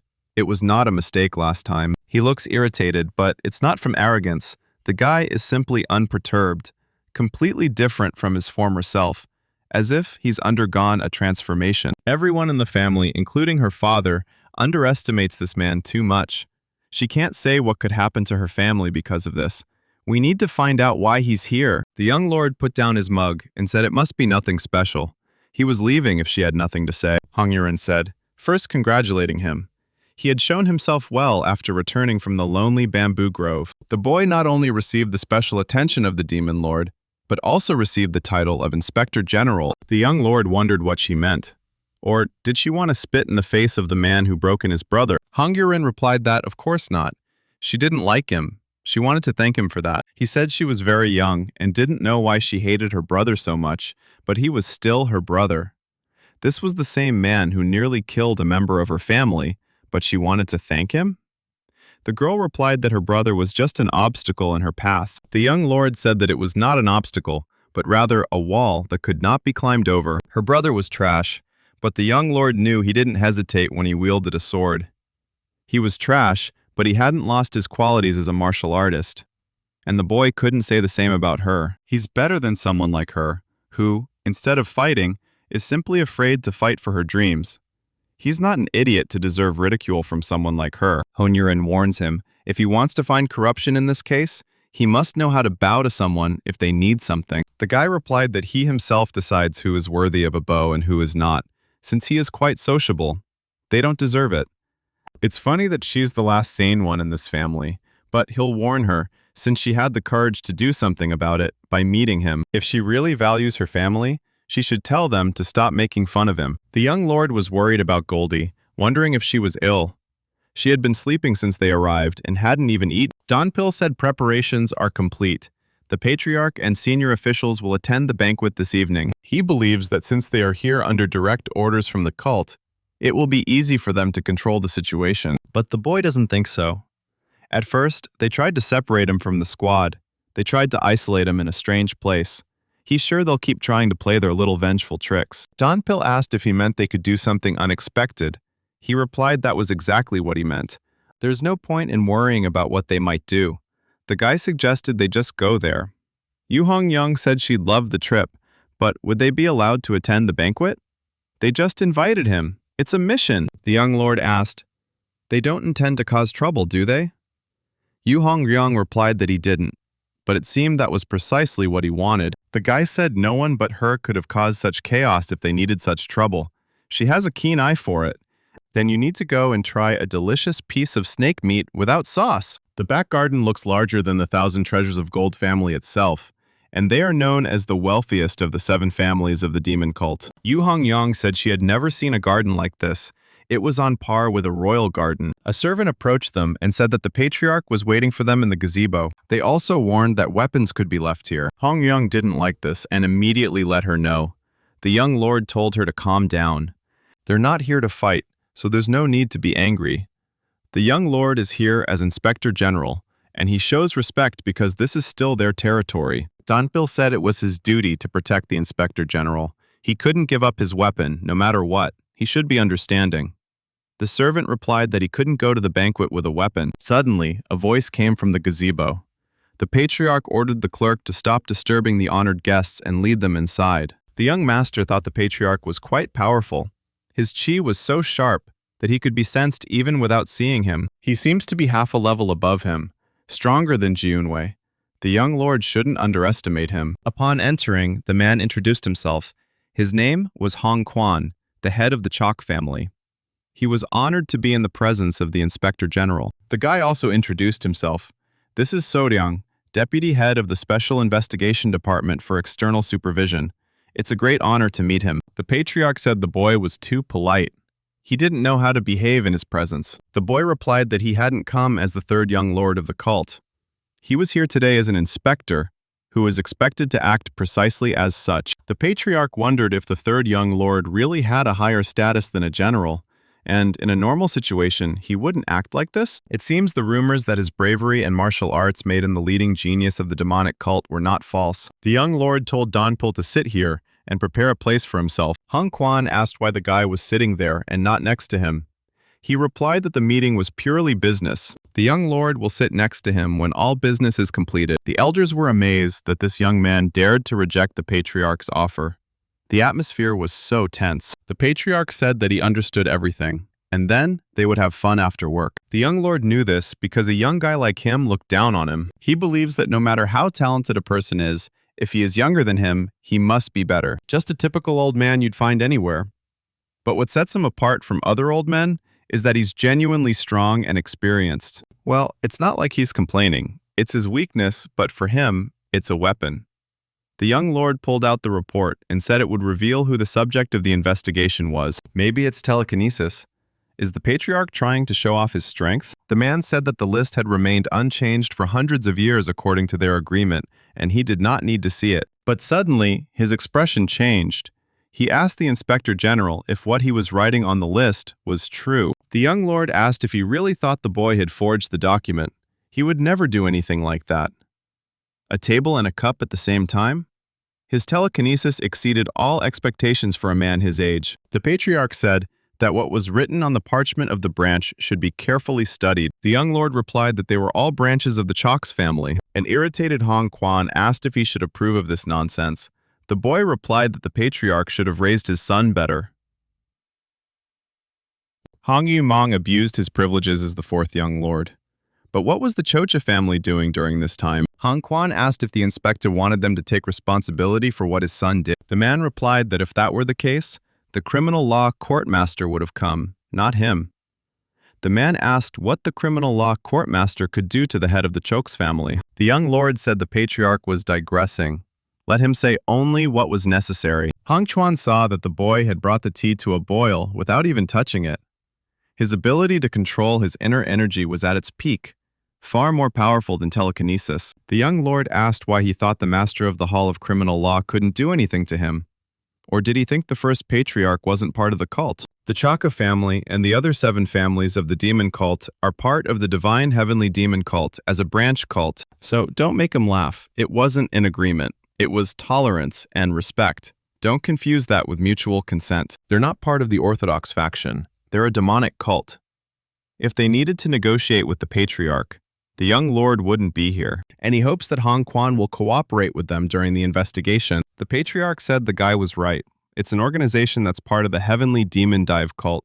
They've been serving the cult for centuries. But it's also true that they came to mutual agreement, and they agreed on many things. The guy talked about tolerance and respect, but weren't those two things a form of worship that partially recognized their independence? Therefore, he will contact the divine cult himself. This may take several days, but he asks for your understanding. The young lord expected such a response from the head of the family. He simply wants to resolve the situation peacefully. Guy asked if the patriarch knew the reason why the demon lord had sent him and not someone knowledgeable in the matter. He killed his eldest son under the pretext of a struggle for the inheritance. But the truth was that he tried to kill him first. The demon lord sent him out to everyone and made Hong Chuan's family the first target for inspection. He wanted the boy to be aggressive in this matter. What was the need for this aggression? The man asked. The young lord replied, what did he expect? He was told that the patriarch would flatter the young inspector general with his snake tongue. The duty officer shouted that the guy was overstepping his bounds, even as the inspector general. As the patriarch said, this family was definitely part of a celestial demonic divine cult. The patriarch is a man of such high status that no one but the demon lord himself can communicate with him in this way. The young lord made it clear that this was a conversation between the patriarch, the representative of the Chalks family, and him, the inspector general. This is not a place where an outsider, such as a simple employee, can interfere. He forgives only once. If anyone ignores his warning, he will destroy them at his own discretion. The young man will check all the documents right here and now. Let the patriarch order his subordinates to bring all the accounting books for the last 3 years. He gives them half an hour. If they don't submit them within that time, he tells them the branch doesn't meet the requirements. It was as if he were talking to a politician who saw right through everything. He had underestimated his youth. All this time, the patriarch had been unable to take the initiative. Hong Quan said that he should give all the managers of each branch the accounting books for the last 3 years. It was easier than the boy thought. He didn't expect his experience as the Righteous Heaven Alliance leader's slave to be useful. He simply copied the patriarch's actions when he harassed his subordinates, and it worked. But what was this ominous feeling? The heavenly network of the 6 heavenly powers had activated itself again. Was his hypersensitivity warning him of danger? This is causing the back of his head to hurt. What's wrong? What's so dangerous about it? Hong Quan said there was one thing he hadn't mentioned. He had overexerted himself during his training, so he needed treatment every day. The man was going to call a doctor for acupuncture. He hoped the young lord would understand. The guy thought, let him do it, he doesn't care. He felt like his ears were about to fall off from the energy. The patriarch told Dr. Fang that it can be taken orally, and that there is no need to skip treatment. The young lord was surprised by such energy. It was similar to what he had felt before, and in a very traumatic setting. The girl asked the patriarch if he had called her. Hong Quan replied that he was starting to feel ill and needed her treatment. The female doctor said she apologized for doing this in the presence of guests. Damn it, thought the young lord. This is a girl from that woman. This can't be. Why does she have the spirit of the demon queen? The patriarch looked at the boy and said that he must be surprised by her beauty. The young lord was confident he would never be mistaken. It was a ruse. He shouted at the girl that she was the secret demon queen, Kwak Sokyo. The girl was surprised by what she heard. How did he know her real name? The young lord rose from his seat, activating his demonic energy. He asked the patriarch what his connection to her was. Hong Sang-ho wondered if this was really true. The guy wanted all their accounting records for the past 3 years. He looked down on them. The warden said the inspector general had emphasized that their clan was part of a divine cult. How could they say they weren't? What an arrogant scoundrel. Hong Sang-ho will deal with that inspector general when this is all over. Suddenly there was an explosion. Fear distorted their faces. Could it have been the inspector general? Patriarch Hosanho ordered the caretaker to gather all the clan's martial artists in the garden behind his room. Yu Hong-young asked Dongpil why the young master had suddenly acted like this. The man replied that he didn't know, but if these 4 elders entered into battle, a fight would certainly break out. At this rate, it won't be a fair fight. Let him summon a squad of demon berserkers, and hurry. The inspector general attacked the patriarch. They might perceive this as a declaration of war against the Chox clan. Donpil will stay with the young lord and protect him, no matter what. The young master said he'd only ask her once. What's her connection to the secret demon queen? Enraged, Hong Kwang yelled at the guy to let her go immediately. The young gentleman managed to see everything and dodged the blow at the last moment. The patriarch asked, "Where is he? Why does he allow himself to do this?" With one movement of his hand, the boy drew his sword. He warned the man that he had to get out of the way, that if he didn't, he would simply die. Meanwhile, Commander Yu Hong-ryong announced to her berserker squad that from now on, the Choksa clan is a code yellow enemy. They go to the back garden of the patriarch's room. Their goal is to protect the inspector general. These people insulted the inspector general and challenged the dignity of the cult. Anyone who tries to interfere with their mission is an enemy.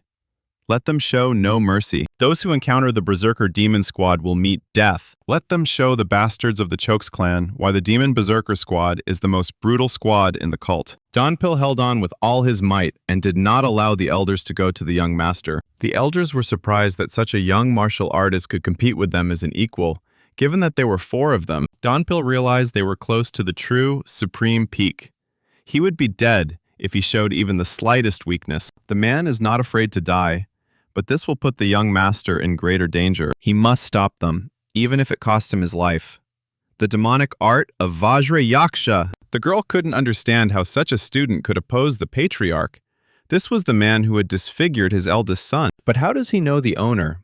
Or rather, how does he know who she is? He had figured out her art of deception, which was capable of fooling even a true master of martial arts of the highest level. She needs to get out of there quickly if she wants to survive. The boy saw Pan Ryung trying to escape and threw his sword at her. He'd prefer to take her alive, but he'll kill her if he has to. Don't let her make any rash moves. The Choksa clan will now be branded traitors.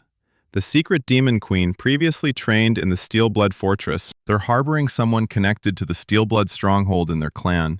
That's the problem. They have so shaken their confidence that they have no choice but to demand to see all their accounting books. Once this news spreads, they will be banished from the demonic Murim forever. The patriarch was surprised. How did the boy know that Pan Ryong was the demon queen's apprentice? He'd never heard of her being bound by a bloody steel fortress. The man shouted at him not to be amused by his stupidity and struck his blow. The young master noticed that Hong Chuan had fully revealed his demonic arts. It's a poisonous art, but on a completely different level than his son's. It's practically a different martial art. He releases deadly poison using his palm techniques.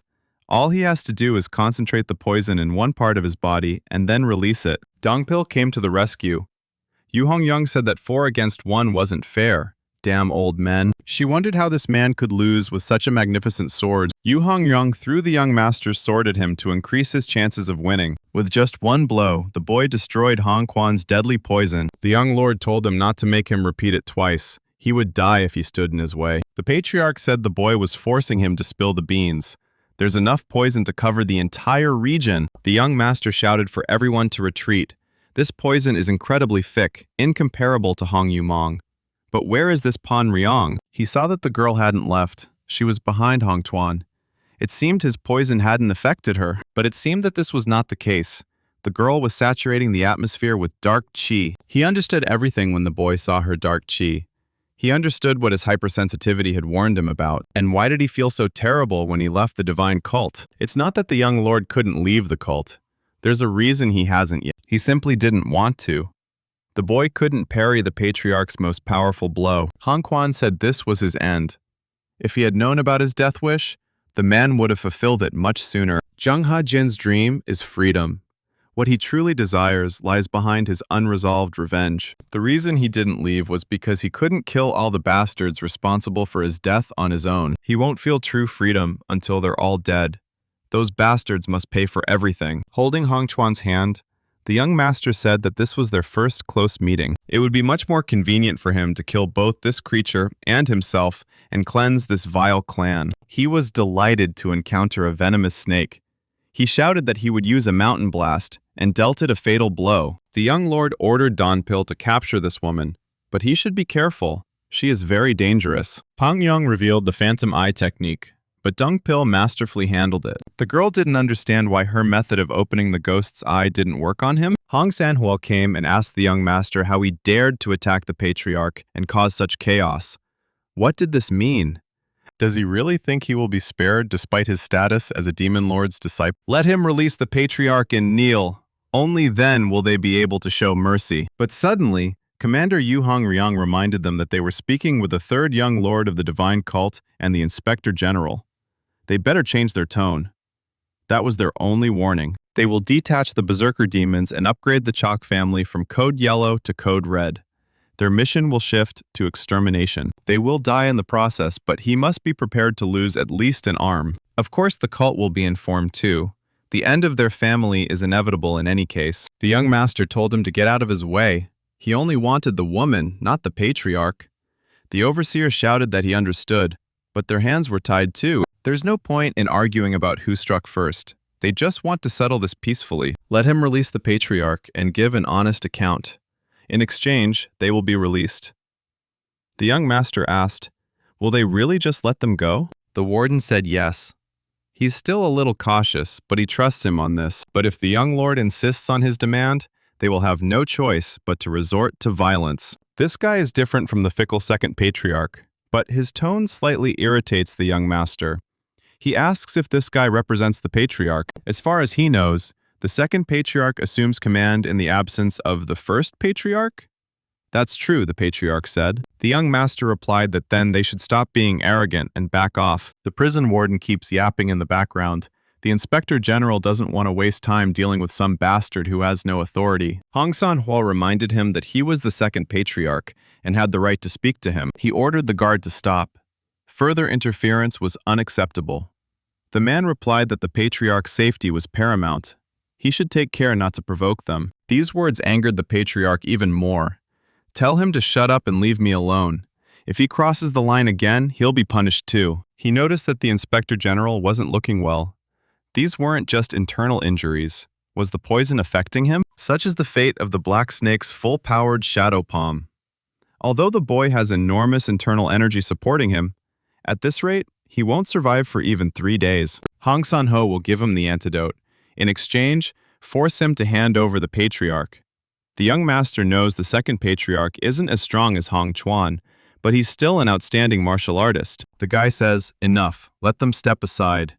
He feels the poison starting to hurt in his veins. Hong Sanho asked if he knew his body was in terrible condition.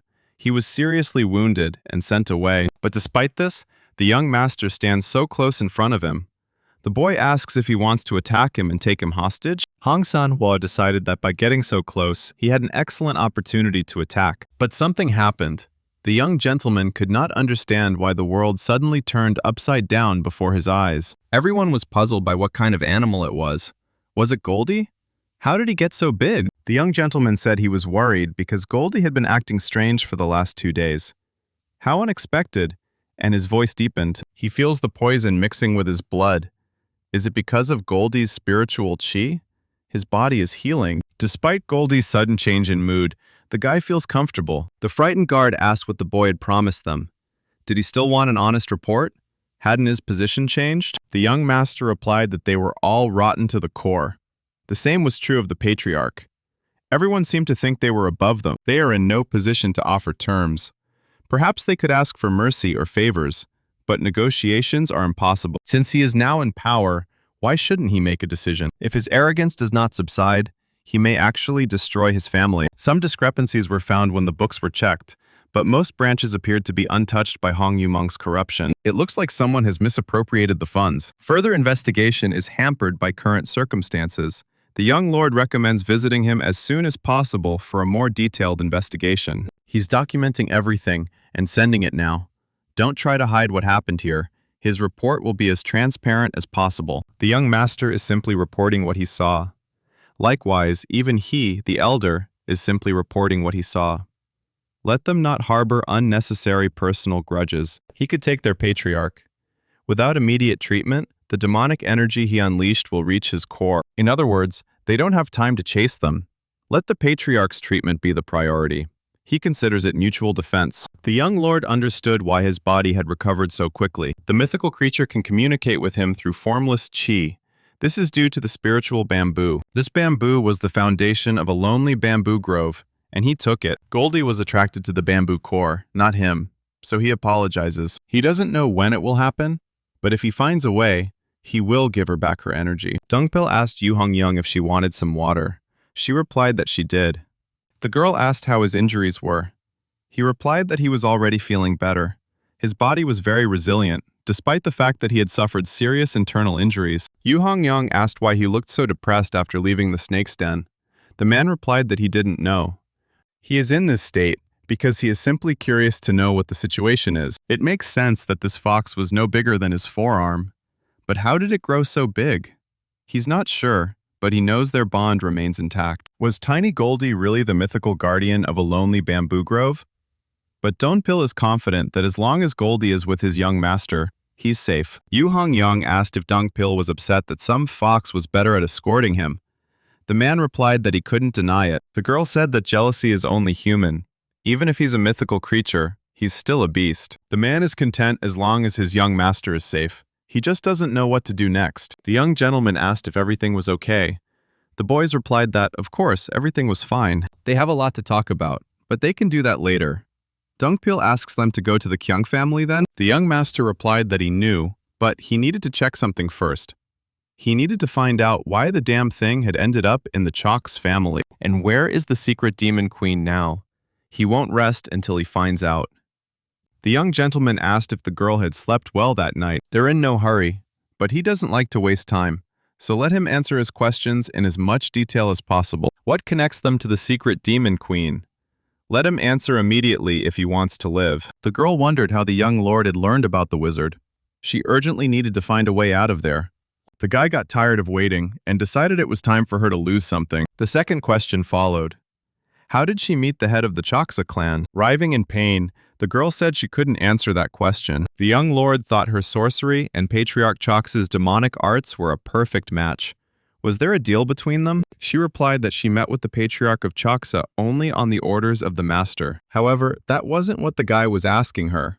Let her compose herself before answering him again. The witch called him a son of a bitch and immediately paid for it. He will spare her tongue because he wants answers from her, but she will still pay for her insolence. She seems to be beginning to understand her situation. They can start all over again. After interrogating her, the young lord ordered the boys to tie her up and load her into the carriage. Yu Hongyang asked if there was any point in taking her along. Why not just kill her? The guy would think about it. The girl asked him when they would go to Kojun's family. He replied that he would tell her about it later. Donpil asked the young gentleman if he was okay. He replied that he was fine. His internal injuries had healed. Therefore, he is confident that other injuries will heal quickly as well. However, Donpil made it clear that this is not what interests him. He looks completely different from usual. That's why the man is worried. He's completely changed since the arrival of this woman and seems unstable. Donpil wouldn't dare ask about his thoughts or fears. He apologized and said he only mentioned it because he was worried about him. If he crossed the line, he would accept any punishment. The young man replied that he could not explain everything now. but he had already chosen his path in life. It will be completely different from what it was before. It will be dangerous. The time will probably come when he will have to use him as a pawn. Donpil replied that even in this case, he would gladly carry out his orders. His loyalty is not due to his status in the cult, or the fact that the young lord is an outstanding martial artist. Donpil would follow him, no matter which path he chose. The young master wanted to give him a choice. Knowing he's chosen a path is different from not knowing. His devotion is almost disappointing. Perhaps it was precisely this that freed him from his prejudices against divine worship. Gi ordered him to tell the squad leader that they were leaving in half a day. They weren't going to Kion's family. They needed to go to the treasury he hadn't visited in years, the closest one scattered across the central plains. They head to Hunan, to the flat rural valley of Mount Hengshan. Let him report this to the squad leader, and tell the head of the Kyogyeon family to meet them in the valley near the plain village with all the necessary documents. And let him also tell him that he will consider it a refusal on his part if he does not appear. The Kyogyeon family was very unhappy with this invitation. They couldn't accept it. They suggested sending a message to the cult instead. Jungri-san, the patriarch of the Kyung family, asked his younger brother what their message should contain. He said they would deliver exactly what the Inspector General had told them to. Jungri-san knows that the Inspector General is appointed by the Demon Lord. Complaining about the Inspector General is like questioning the Demon Lord himself. The younger brother, Jungri-chan, asked if he was suggesting they submit. How would the other families perceive them after that? The patriarch replied that he had never cared what other families thought. Jungri-chan thought they could still look down on them, which made his older brother very angry. Chung Ri-hong said he was sorry. He shouldn't have said it, but his position remains unchanged, and I'm sure others will disagree too. Patriarch Chung Ri-san said that no matter how justified the answer, if the divine cult disagrees, their word is final. They are in a position where they must follow their own orders. Everything happens according to the will of the demonic god. This is the essence of the relationship between the 7 families and the divine cult. Jung Richan doesn't understand his brother because he tried to free them from these absurd obligations. He wanted autonomy for the 7 families. He's not like the Juxa family, which only acts in its own interest. His older brother advised him to refrain from making such dangerous statements. He thinks that if they do as the Inspector General says, they will never achieve their goals. Patriarch Chung Risan says he needs to think about it. He's free to go. He found this strange since they were asking for the accounting books to be brought. If they're not there, they'll probably be marked as failures. That's not proper procedure. What if he changes the records? The Inspector General didn't send this message because he genuinely wanted to evaluate them. Mount Hyun is nearby. He has no choice but to go. He told the clerk that they would go to Mount Hyun that evening with the Sea King's guards, and he told me to collect all the accounting books for the trip. Meanwhile, the squad stopped. They weren't sure if they were on the right path. People don't walk like that. He replied that this was the right place. Let them leave the carriages and horses here, along with a squad of berserker demons. The entrance is narrow and spacious, but not large enough for 100 people. Yu Hong-young asked if that meant they would keep them here on standby. He replied that yes, she should go too. Let him inform his team about this to avoid any rash actions. If Patriarch Yang is wise, he will arrive within 2 days. Until then, they must complete their task. She didn't understand anything. What was the task? The guy said he would understand as soon as they were inside. Yu Hong-young said that she would hide behind his back if anything went wrong. These were the conditions that brought him here. He expected to feel excited upon arrival, and he believed this place marked the beginning of his second life, but still peaceful. Does he now have a clear purpose? Seeing a hole in the rock, the boys asked him if they really needed to go there. It was so dark there that the boys were stepping on each other. The young master told them to be quiet and just follow him. He couldn't understand why Yu Hong-young was so inattentive. The girl replied that she was probably the type to destroy and kill, not the type to do so carefully and cautiously. The young lord said that was a poor excuse for lack of preparation. Hong-young grew angry, thinking the same thing was happening to him. He stepped on her foot. The guy should have expected this. After all, seeing this place requires more than just inner energy. The array of dark odors forming at the entrance to this cave greatly impairs perception. Without his hypersensitivity, they would be lost here forever. The boys found the journey very long. However, it took them less than 5 minutes. It was such a long time ago for the young master. His best refuge in Hunan, created during his days as an assassin. He doesn't need anything here. But there is something for which they came here in the first place. Dungpil saw Bigu pills. They could live on them for at least 5 years. Yu Hongyang noticed phosphorescent pearls. One of those alone was worth at least 2,000 yang. The girl asked if these were books about secret techniques. Dongpil said they looked like medical texts. The young master watched as they simply touched everything without permission. Yu Hongyang asked how he knew about this place.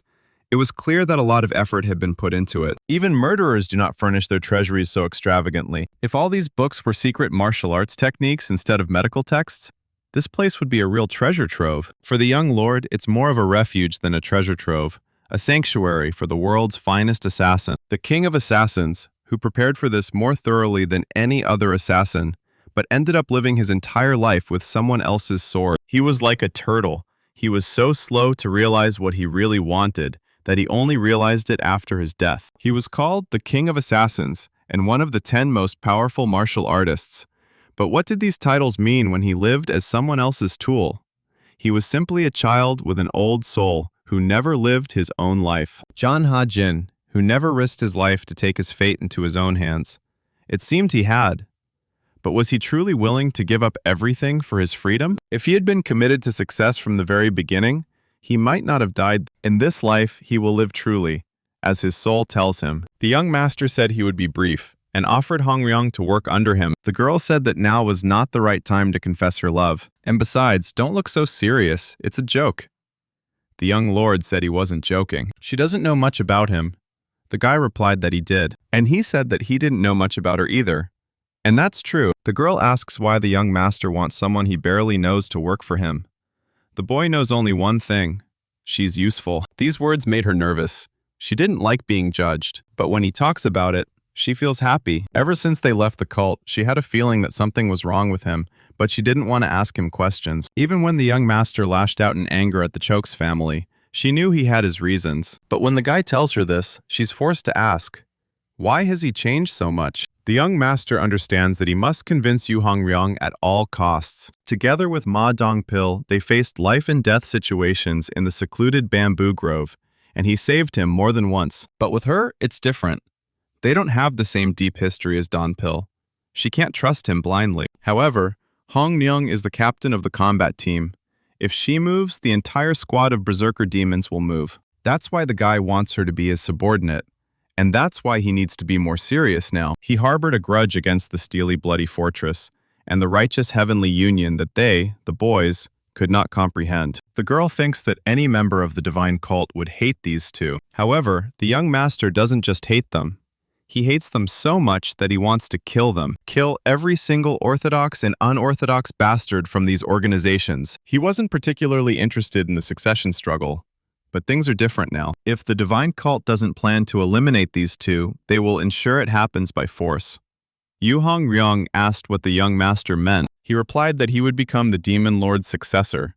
That's why she needs Yu Hongyang. The girl doesn't care who her opponent is, be it a representative of the righteous celestial union, a fortress of steel blood, or even a divine cult. She will point her sword at his throat if the opportunity presents itself. The young lord will make a promise that if she sides with him, she will at least experience a real adrenaline rush. Yu Hongyang asked if he was sure he could do it. He replied that he would have to risk his life. She doesn't think he should resort to such extremes, but his determination is inspiring. The young master threw her a small box and told her to take it and decide for herself. It's not as powerful as the heavenly demonic divine realm, but it's still a top-tier miracle cure. Let him consider it a bribe and an offer. Yu Hongyang doesn't like to use her brain. But since it's real, she agrees. However, she has one more condition for him. She wants a new sword. The young lord called her a thief. Does he even know how valuable this medicine is? The girl recalled that he himself had said that this medicine wasn't as good as the heavenly demon's divine realm. He replied that she was overestimating her own merits. Dongpil watched their conflict from the sidelines and wondered if the commander of the demon berserker squad had asked him for his sword. The young lord gave her a tiger-shaped sword gun. This is a divine weapon, once known as the White Tiger Sword. It suits her perfectly. It's one of the 4 divine weapons. Does she like it? The girl replied that it wasn't bad at all. It was so brilliant. She was definitely crazy, the young gentleman said. He told her to sit across from him. If she was finished with the miracle cure, they didn't have much time. They're going to concentrate all the chi in her energy core in just one day, so she needs to be careful. Otherwise, all that valuable chi will be wasted. She was a little frightened. How much did the young master intend to command her, even if he was helping her with her chi circulation? The young master remembered that the girl had said that it had also benefited him that she had become stronger. He's not sure she can last even a year with all these investments. But will he be alive in a year? Right now, everything is going as it should. Meanwhile, the Kyungyoung family has already arrived. The head of the family, Jung Ri-san, asked to be directed to the Inspector General. Ga Do-hyun, the captain of the second team of the Berserker Demon Squad, greeted the Kyon family. The man said it would take some time. He would let them know. Jung Ri-san asked if he was not here. He replied that he was right. Patriarch Chung Ri-san said it was unpleasant. He should have at least observed basic etiquette when addressing the patriarch. Where is he now? Ga Do-hyun noticed that his chi waves were disrupting the atmospheric flow around them. He must avoid conflict until the squad leader returned. The man told him they had gone down a narrow path behind them, but they had been ordered to stand guard here. Patriarch Jung Ri-sun is angry. Why is he summoning them and then making them wait? What does this mean? Let him tell the Inspector General that he will be patient just this once. But if he doesn't show up within an hour, someone appeared on the mountain and said the patriarch was so scary. How should the Inspector General behave in front of such a scary man? Who's there? Asked the family patriarch Chung Ri-san. Who dares say such a thing? Yu Hongryong asked what they should do. Maybe this time they wouldn't mind his shitty attitude? A squad of enraged demons greeted their leader. The patriarch was surprised that this woman was the commander of a berserker squad. Her demonic energy exceeded his expectations. Jung Ri-san said, "She's quite arrogant. A mere squad leader shouldn't address the patriarch of the 7 families of the demonic cult so." The girl replied that if he wanted manners, he shouldn't have acted so arrogantly. He started it. The man said he could kill her with a single word. Yu Hongryong replied that if she were afraid of death, she wouldn't be the commander of a squad of demon berserkers. The patriarch was surprised by such unprofessionalism. It seemed she genuinely wanted to die. The girl replied that she should try. The young gentleman came and told her to stop. He sent her to greet the guest, and she almost started a fight. The boy asked if he was Jung Ri-san, the head of the Kyungyoung family. He slapped Hongryong and told her to calm down. She was fighting the demonic energy with a miracle cure and chi circulation. The young master apologized for his subordinate's rudeness. Don't let her hold a grudge. Chan Ri-san was surprised that the Inspector General greeted him first. He was being polite by calling him here. The man also greeted him. The young master said it would be better to skip everything unnecessary. Since he was busy anyway, let them get it over with. This chest contains the accounting books for the last 3 years. Hongryong asked Dongpil if he was sure young master was okay. The boy didn't look like he'd simply passed out after taking all those miracle drugs. Stabilizing the internal energy of someone who has mastered an entirely different form of demonic arts is no small feat. Donpo told them not to worry. The young master was far more powerful than they could possibly imagine. Suddenly, the young gentleman set fire to the chest containing the account books. He said they seemed real, so he finished his work. What does this mean? Asked the patriarch. The guy replied that he would give him a fair assessment in the report, so they needed to talk. The young master needed his cooperation for the sake of the cult. Jung Ri-san asked, "What does he mean?" The guy said they needed to destroy one organization, but they didn't have enough people. They seek to destroy the Demon King's clan of battles. This greatly shocked Jung Ri-san, because the demonic clan of the Battle King is one of the 7 families. He asked the young gentleman why. The young man replied that he was simply trying to conscientiously follow orders from above. The patriarch said it was complete nonsense. This wasn't just any place. It was one of 7 families. There's no way they wouldn't have given the inspector a reason if they'd ordered such a place closed. The young lord remembered that the head of the Chokes family had said the same thing, and now the master himself had spoken about it. The patriarch asked what he meant. The boy replied that he was very upset and disappointed that the sect hadn't explained its reasons. And anyway, why should the inspector explain to the patriarch that he must carry out his orders? If the guy doesn't explain why, is he rejecting the sect's orders? Whether or not to tell him the reason is the inspector's business, and the young lord is under no obligation to do so.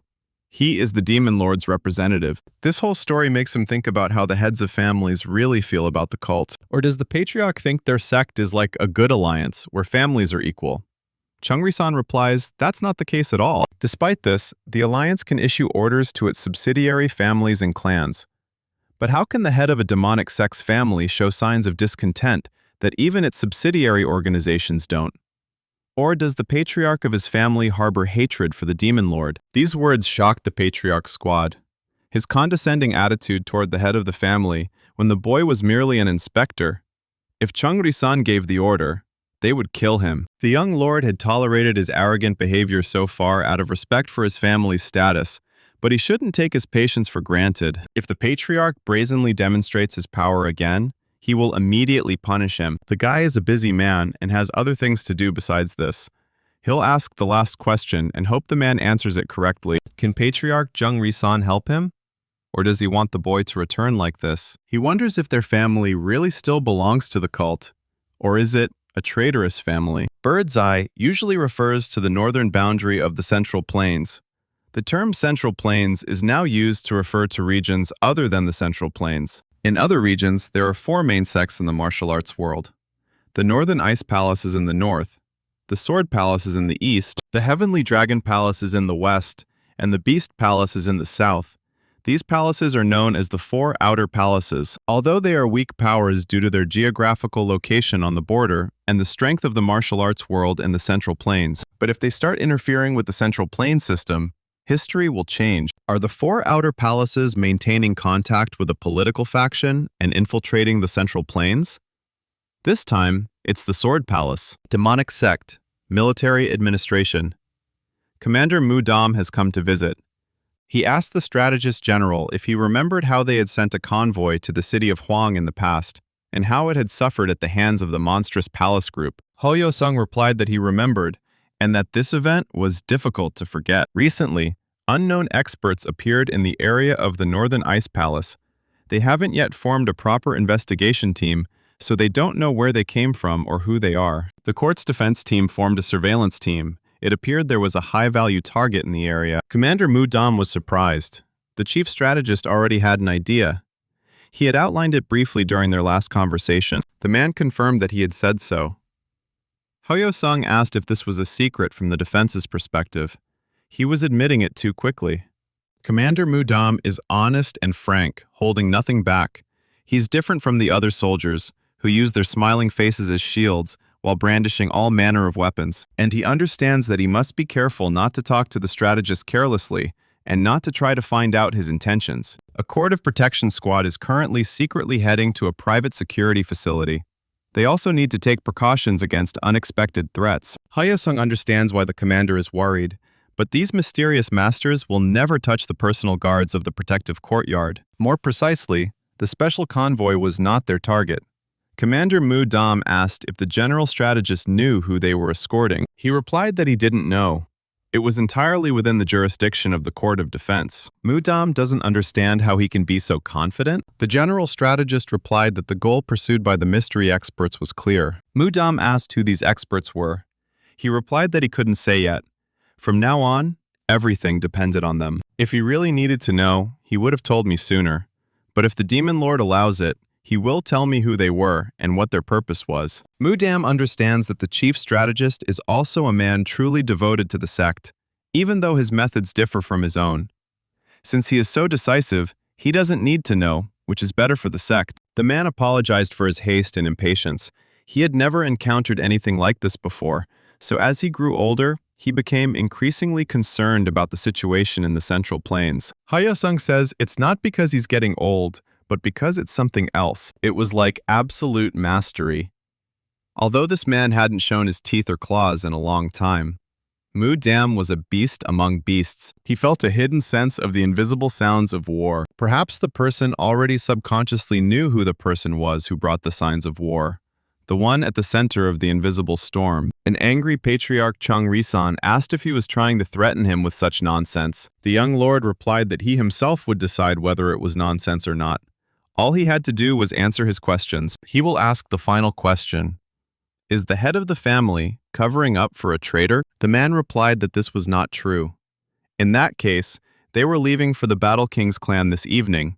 Have him contact the family and mobilize all the troops. We need to gather them near the Battle King's clan. The patriarch said he held no grudge, but he would not participate in the affairs of the warrior clan family. It is one of the 7 families. Although they all belong to the same sect, Their relationships go back hundreds of years. The young master ordered the squad leader to send a message to the sect.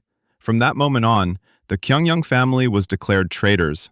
He was also to demand that troops be quickly deployed to their location. Who will suppress the rebellious family? It's unknown what they might do. Yu Hongyang replied that everything would be done. They will leave this evening. But for now, let everyone rest. Patriarch Chung Ri-san said he respects the inspector, but does not exaggerate his respect. The guy asked if he understood this power correctly as a readiness to fight. Chung Ri-san said that he respected him and the sect, but this guy with his stupidity turned his family into a family of traitors. No matter what he says, the young master doesn't listen, clearly planning to overthrow them. The guy turned around and said with a sinister grin that the patriarch was right. As he said, if the Kyungyang family does not participate in the inspection of the Marshall clan family, To makes it clear that the Kyon family is a traitorous family. Chan Risan shouted that this was nonsense and attacked him with a spear. He found it funny that the guy had been appointed inspector. The young lord asked if he harbored no malice in his heart, why such passions? Had he ever truly dreamed of betrayal? Chung Risan replied that he had already told him. He would not turn his back on the demonic sect for a minute. The guy said that the very idea of independence from the cult is a revolution. Chung Risan asked, does he really think that their sect doesn't know what the demonic cult wants? The young lord replied that the fact that he had not said it out loud was a sign of respect for him and his family. Some papers are irrelevant. What matters most is what's in his heart. All the ledgers were genuine. If he had brought false ones, he would have immediately declared the family traitors. But the patriarch did. The boy felt that he had a desire for independence, but at least a desire not to try to deceive the cult, and he gave him another chance. Isn't that fair? Does he want to fight after all this? Seeing the inspector's ability to control his power, the patriarch realized that he had exceeded his expectations. Suddenly, everyone saw something that looked like a monster. This looks like madness. At that moment, Patriarch Chung Risan realized that he had made the wrong decision. Chung Risan was shocked by what he saw. Had this fox really reported to the Inspector General? The young gentleman asked if he had anything else to say. The man replied that the inspector had mentioned that everyone in the divine cult knew he was out for revenge, so they sent him instead of troops to destroy them all. Sending an inspector is an opportunity in itself. Chung Risan threw away his weapon. The third young lord saw this and asked if he would cooperate in the arrest. The patriarch replied that he wanted to free himself from the divine cult, but he did not share this desire with anyone, and they proposed to end his life. He was the only one tainted by this evil and dangerous ideal. No one in his clan knew about it. Let him kill him here and now, but spare his clan. His life has little value. The young master asks him one last time. They are heading off to destroy the Battle King's demon clan. They lacked strength. He extended his hand and asked if the patriarch could help them. It seemed like this couldn't be resolved except by his death. Chung Wi-san realized that if he didn't help the Inspector General, he would be killed. He would have no choice but to turn to the divine cult for help. Then the guy will have to give a reason, and the divine cult will not forgive them for that. In the end, there was only one way to save his clan. He certainly wouldn't have to give it up. The patriarch said he would help him and prove his devotion to the divine cult. The young master replied that his kindness to him would not be forgotten. Meanwhile, the fifth young hostess, Ju So-yoon, was practicing her kicking technique on the rocks. Chief strategist Hoyo-sung greeted her and said she was magnificent. He believed she had pioneered a new style, impressive for her age. So-yoon asked him what brought him here. The man relayed a message to her, saying that Iron Horse Hall had been interfering in their affairs lately. Usually the strategist would delegate this to the appropriate unit, but they learned that they were being protected by some force, and it could be the Palace of Swords. The girl asked if he could send someone else. She barely had time to train. She was only a messenger and couldn't make such changes. Hyo-sung said that his knowledge of martial arts was limited, but he was good at worldly affairs, so he had something to tell her. If she didn't want to gain anything from this solitary training, then she shouldn't dwell on the term training. So Yoon asked what he meant. Obsession only creates distance. In this sense, the third young lord is truly impressive. The young master does not miss daily training, but at the same time completes the tasks assigned to him with full dedication. He carefully planned every action to accomplish his missions, and enthusiastically confronted his opponents. When martial arts were required, the boy was fearless. When strategy was required, he refrained from violence. The general strategist believes that such experiences foster true learning. You can read thousands of books in the library, but this will only increase your knowledge, not your wisdom. And he thinks that this is why the third young lord was able to become so strong. The girl asked if he could continue rehearsing if he was done speaking.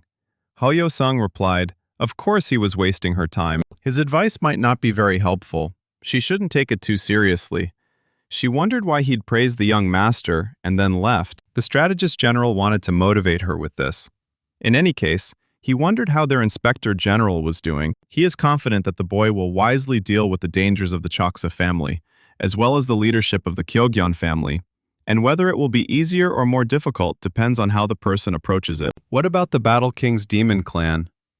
The order was not to check them. The order was to shut them down. The student who is most admired in recent times, but not completely trusted. Perhaps the Demon Lord is more interested in testing the third young lord's loyalty than strengthening the cult. Chonri-san informed the Inspector General that they had entered their territory. What was their next move? He replied that they would go inside. It will happen at the festival. The most interesting thing is at night, so they can go. The Patriarch thought the third young master was difficult to predict. The chi aura he displayed in the valley of the plain village was astonishing, but the ideas this guy shared on the way here were cult leader level. The young master accurately predicted how Kyogyeon's troops would move, taking into account the influence of the War Demon King clan and the troop formation. His martial arts and tactical skills are exceptional, and his ability to set up ambushes is unmatched. However, in other areas, he's surprisingly uninformed. Business and commerce, for example. He could be the face of the organization, but not in the leadership. This is a strange man. Can we trust him? Yun Hong Young was outraged by the clerk's words. He told the boys that until the Patriarch completed his training, they would have to wait. The girl said the Inspector General of the Divine Cult is here. Shouldn't he hurry to greet him? The attendant replied that no one was interfering with the Patriarch's training. Even if the Demon Lord himself were here, he would continue training. Jungri-san said that it would be logical if only he were here, since the Patriarch is also the head of one of the 7 families. But you have to understand that this guy is the Inspector General, sent by the Demon Lord himself. The attendant replied that it was none of his concern. All he knew was that the Patriarch was not interrupting his studies for any reason. Jungri-san knows what kind of person he is, but the Patriarch shouldn't act like this. It's disrespectful to the Inspector General. The frightened employees stated that they were simply following the Patriarch's orders and nothing more. The third young gentleman drew his sword and said that Patriarch Koan was fine. He didn't need to do anything. It was better this way because he wanted to get straight to the point. He decided to talk to the clerk himself. The young master asked his name. He replied that it was Cho Yang. The inspector said that the boy was a good man and worked hard. Suddenly, before his eyes, the young lord activated his demonic energy and jumped over him to the Patriarch's training grounds. Cho Kwan said he was very brave. The guy burst into the training room. If he hadn't held back, he would have been dead by now. The third young gentleman replied that it seemed the Patriarch was aware of their presence. How long did he intend to remain in this state? The man replied that he wasn't satisfied yet, so he should wait until he finished his training. Did the guy just laugh? The young master replied that the idea of using training as an excuse for not testing was laughable. He had heard that the Demon Battle King clan had the best blood chi, but it seemed like people mistook pure recklessness for blood chi. The Patriarch said the young master was just a child. The title of Inspector General must have gone to his head. His arrogance was astounding. The third young lord replied that he now understood why his superiors had ordered him to destroy their clan. He would have dispelled his doubts if he had simply talked to him. But what a pity. The Patriarch demanded an explanation. The guy said that further discussions were not necessary. The check was completed. He shouted to Commander Yu Hong Ryong and the Patriarch to immediately gather their forces and attack everyone without delay. While Jo Kwon is training and all, he's probably looking forward to the fight. He'll show him what a real fight looks like. Now let's see where his arrogance comes from. Activation of the 9 depths of demonic arts. Cho Yang couldn't understand what was happening around him. What were they all doing? Yu Hong-ryung said it was a well-known fact that physical punishment works best on idiots. Donpil used the technique of heart-rending return to heaven. Patriarch Jungri-san ordered the Sea King to give orders to Group Z. Cho Kwang realized he couldn't keep up with his speed. This young Inspector General had a higher level of Qinggong than he did. So is it true that the Patriarch of Choksa was defeated by the Inspector General? He broke his arms, despite focusing all his inner energy on defense. All the patriarchs of the 7 families are at the highest peak stage, But this guy is way beyond that. How did he manage to change the trajectory of the sword he had swung so decisively in such a short moment? Martial arts of this level are only possible for those who have mastered heavy weapons. The third young master is closer to the highest demonic realm. He is relentless. The boy is sure the patriarch already knows about this, but he repeats it again. The demon lord is informed of the refusal to undergo the test. He doesn't need to explain the consequences, does he? The Choksa and Kion families face the same situation. The young master offered them a choice, and now we offer it to him too. Does Patriarch Cho Kwang want his clan shut down or completely destroyed? Let him make his choice right here and right now. This concludes the inspection report for all 7 families. The demon lord asked the chief strategist if he thought the third young master had done well. The man thinks the guy did a good job. His approach was quite aggressive, but the results exceeded his expectations. His martial arts prowess is impressive, but he could not have achieved such results using brute force alone. Surprisingly, he was able to stop the Demon Battle King clan with the power of the Kogyong family. The overlord finds Patriarch Kion difficult to deal with. He is not a man who can be easily coerced into submission by force or persuasion. Hayo-sung said that convincing such a person to overthrow the demonic Battle King clan was commendable. Thus, his martial prowess was combined with his wisdom. He knew the boy was smart, but he didn't think he was such a genius. The demon lord asked the chief strategist if he considered him more than that. He replied that he did. But does he think the third young lord is dangerous? Hayo-sung replied that he does, because he can't understand his purpose. There are many types of cult members. Some are focused on fulfilling their mission. Some resent the tasks assigned to them. Some put survival above the mission's goals, while others seek personal gain from the assignments. Lee Jung-sun asked if he meant that the third young master did not fit into any of these categories. The strategist replied that yes, to be precise, he could not understand it at all. The Lord suggested that the general strategist take a short walk. If you ask Hayo-sun if he doesn't understand him at all, it just means he overestimated him. This guy finally made a decision. Otherwise, he wouldn't have completed his mission so successfully. The Lord does not know for sure, but assumes that the third is ready to admit his belonging to the cult. The man asked if he had said when he would return. The strategist replied that he would have to return once the inspection was completed. However, the report didn't mention when he would return. What about the people from the Sword Palace? He said they were in the southwest region of Hunan, but they hadn't done anything for the past 10 days. Fortunately, the third young lord didn't encounter them during his journey. He thought it would be dangerous even for him to encounter them. Hayo-sung raised a fever. Why is the demon lord silent? Could it be a trap? He'll tell them to come back immediately. He won't have to fight those bastards once the inspection is over. Lee Jung-sun told him to leave him alone. If he encountered them, they would fight. If not, he would return safely. But this guy is now the Inspector General, which means he acts as his representative. Engaging them in battle could trigger a war. Is this really what the demon lord wants? The man replied that he didn't need it, but he simply didn't intend to avoid it if that was his fate. Hayo-sung said he would give the master of the criminal law hall permission to leave the sect. He replied that it was his right to do whatever he wanted. The general strategist thinks he's a terrible person.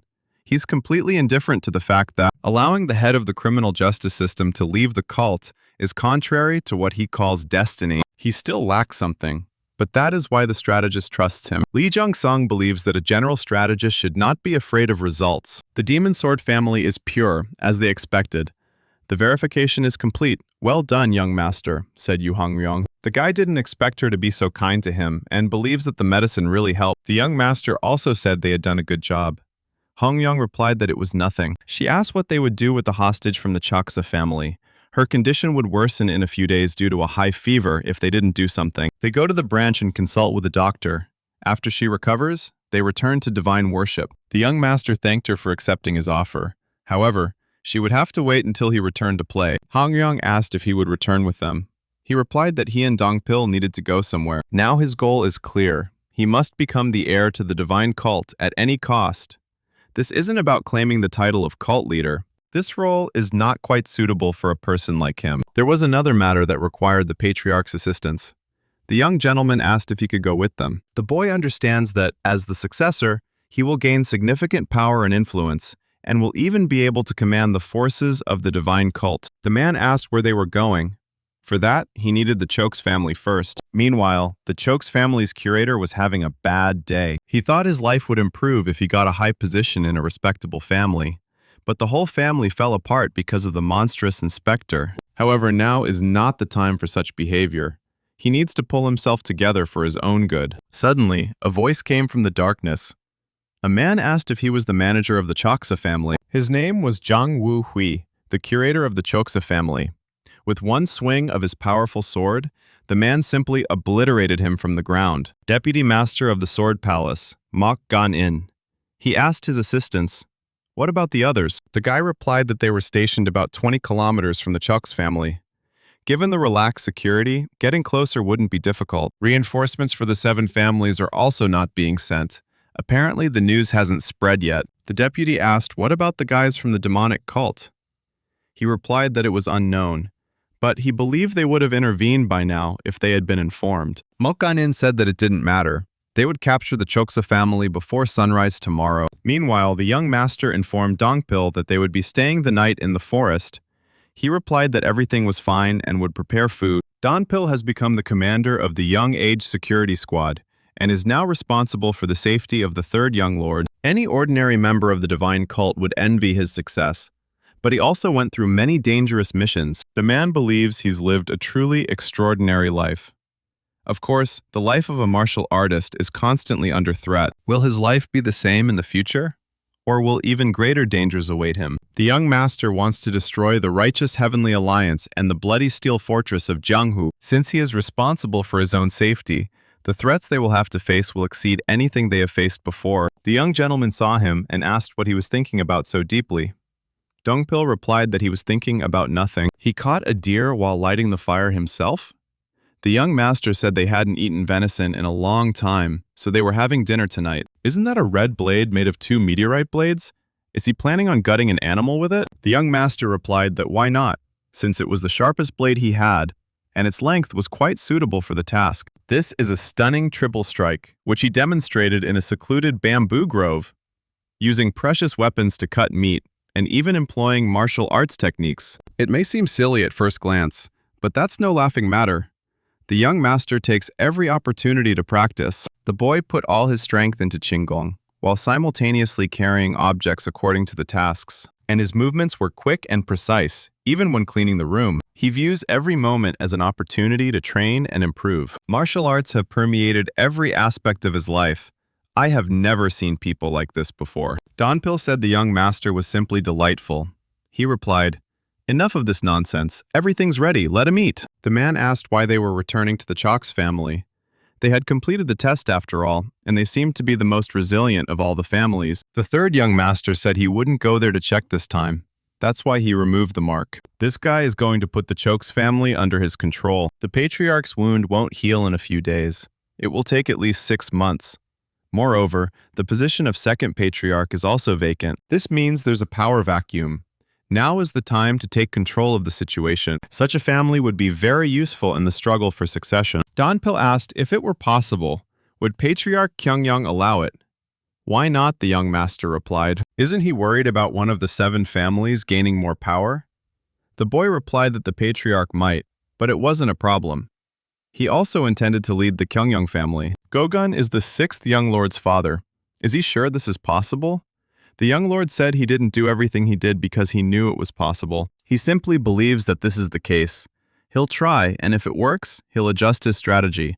But until then, he'll do everything in his power. Then Dongpil said he would help in any way he could. The young master replied that, of course, he would serve him for the rest of his life in exchange for everything the boy had given him. He doesn't think the Kyungyang family or the Choksa family will be a big problem, but he suddenly has a bad feeling. Suddenly, their dinner was interrupted by Hong Yorin, trembling with fear, sword in hand. The girl said it was him. Is it his fault? Is it his doing? The young master was shocked to see her. What was she talking about? Hong Yorin went to fight and wanted to strike with her sword, but something went wrong. The young lord said she looked like a homeless person. What's a girl doing here anyway? She has sword wounds. Dongpil sensed more people approaching. The boy replied that he could sense them too, but they didn't contain demonic energy. The man asked, "Who are they?" "Let them answer now. If not, he must kill them anyway, since they had seen this girl. Before the man could finish speaking and draw his sword, he suddenly felt his legs stop. The young master told Donpil to destroy everyone who exists. The demonic arts of Vajra Yaksha are revealed. The boys felt the colossal power in every blow he struck. He was an experienced martial artist, close to the highest peak. The young master said the work was excellent, but Donpil thought it was a little longer than it should have been. The boy asked the squad leader where he got this sword.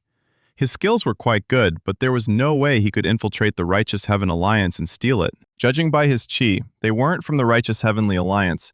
So, where did he get one of the 28 Righteous Heavenly Blades? The man asked how he recognized this blade, if he himself was connected to a demonic cult. The young master said he had to answer his questions first. Should they die just because they saw this girl? Looks like he'll have to take that back. The moment he picked up that damn sword, his fate was sealed. The young master has an aversion to the Righteous Heavenly Union. So these guys ambushed the Chokov family last night and trashed their house? The Choks family isn't so weak that these guys could take it over overnight. How many were there? The 7 families of the demonic cult are as powerful as the 5 great clans of the Orthodox Merim. It's hard to find a greater power than the 7 families of the Zhongyuan demonic cult. She's lost her mind from shock. The young master doesn't think he can get anything more out of her. Donpil thinks these guys aren't from the Righteous Heavenly Alliance. The boy asked why he thinks so. The martial artists of their guardians are trained in the martial arts of the Orthodox Mordim, with special attention to those who belong to the Righteous Heavenly Union. They were undoubtedly powerful, but their methods differed from those of the Orthodox Merim. They were more reminiscent of assassination. No sect teaches this type of martial arts. The young master knows this isn't always the case, for it was the Righteous Celestial Union that created him. The Righteous Celestial Union encourages cooperation and struggle for a greater cause, so they claim. But what about the power of steel blood? Donpil said they value strength above all else.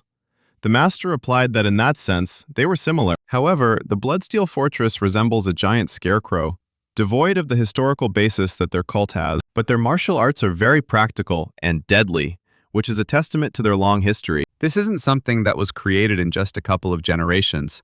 They're not from Jingyuan. These guys are from the Sword Palace. But Donpil doesn't understand where the Sword Palace gets the courage to do such a thing. It's not easy to defeat the Choksa family, but it's clear the divine cult will strike back. What were they thinking? Their only option was to head north. However, there is a Righteous Celestial Alliance in the north. The young master said that this is not what is important. The detachment commander informed the deputy caretaker of the palace that the patriarch's room had already been put in order. The man replied that he was a good boy and would be there soon, so they shouldn't lag behind. The real problem is that some random guy just stole his loot. Is it true that the Righteous Heavenly Alliance and the Sword Palace are working together? The girl replied that it would be very difficult for them to work together. What did she think their leader was doing?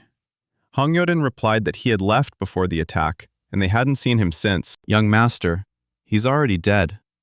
The boy had planned to leave the Chokes family in his hands, but this is too much of a bummer. Donpil said he would contact the cultists, but the young lord replied that there was no need for that. He arrived just in time. The patriarch of the Kyungyung family greeted his companions. He was immediately informed that the Choke family had been captured.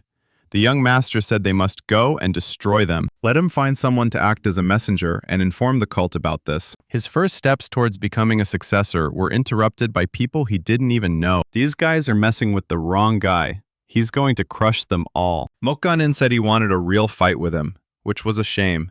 He'd heard the man possessed rare talents, and he thought that the patriarch would help him in his attempt to break into the sphere of creation and transformation. The wall leading to this kingdom is right in front of him, but to overcome it, he will need to do much more than he has done so far. What about the group that was chasing that girl? The commander replied that they had lost contact with them. Mokganin told him to send Soha there. The commander replied that if they sent the young master of the palace to do something like that, he would be furious. One look from him immediately calmed the commander. He apologized and said he would do everything. The righteous leader of the Heavenly Alliance was definitely not an ordinary person. The plan is to seize power over the Chocha family, and then use the powerful poisons of the Tang clan. The destruction of all the members of the demonic cult who rushed here upon hearing this news was not surprising. He offered to include their swordsmen in the alliance so they would no longer be considered enemies. They were even given rare swords and secret techniques as rewards. This would increase the strength of the Celestial Alliance, giving them an advantage over the unorthodox Miram. He agreed to cooperate with a man who was too dangerous. He needed to be on guard at all times. Damsang is a skilled politician and manipulator. Mukgangin had no choice for the sake of the palace. A scout arrived and reported that all preparations were complete. They also received a message from the Righteous Celestial Alliance. It says they will send a guide in 2 days at midnight. Mukgangin ordered the news to be spread among the unorthodox Murim that the 7 chokes had been defeated. The young palace master Soha had already picked up the boy's trail. His assistant said several hours had passed. The guy replied that he knew those idiots couldn't even catch one chick, and now he would have to look for them. Suddenly, someone asked if they were looking for a girl. Everyone froze, unsure who was approaching them. The young foreman said it wasn't bad. A little rough, but not bad.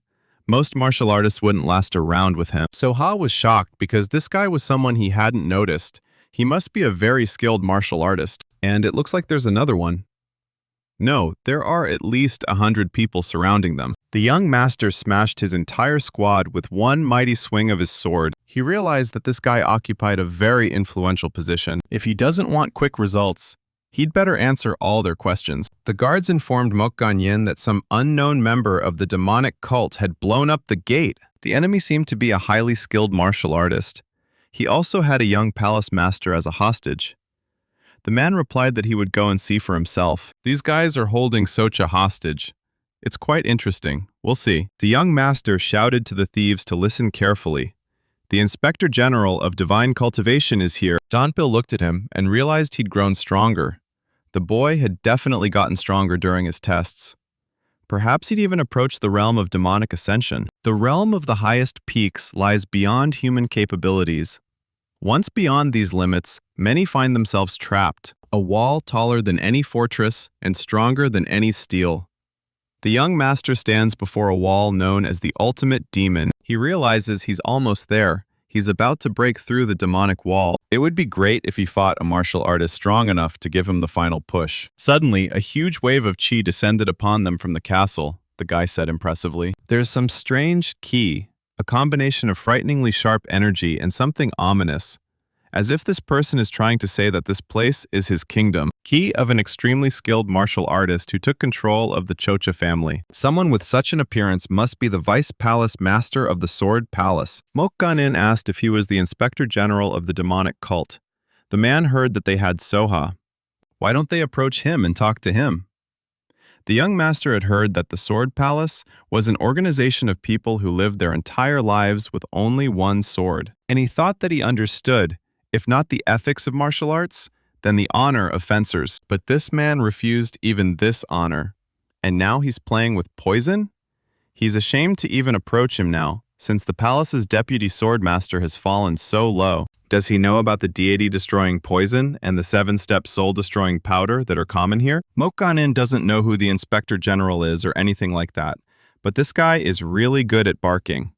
Let's see if his martial arts skills match his barking skills. The young master asked why he didn't go down himself, since he had already come all this way. Mukgangin began to strike with his shapeless sword. Dongpil shouted to the young master that this was extremely dangerous. The blow landed directly on the boy. Dunpil asked if he was okay.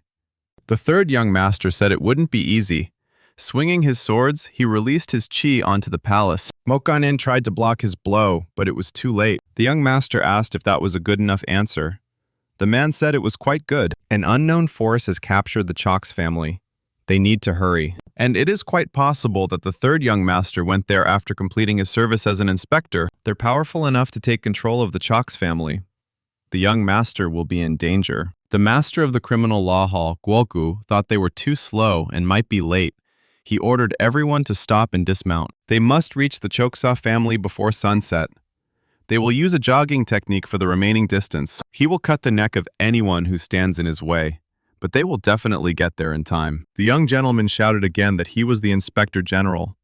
The young man forgives everything, but he will not tolerate those who ruin his plans. He will kill all the bastards and not allow them to even try to escape.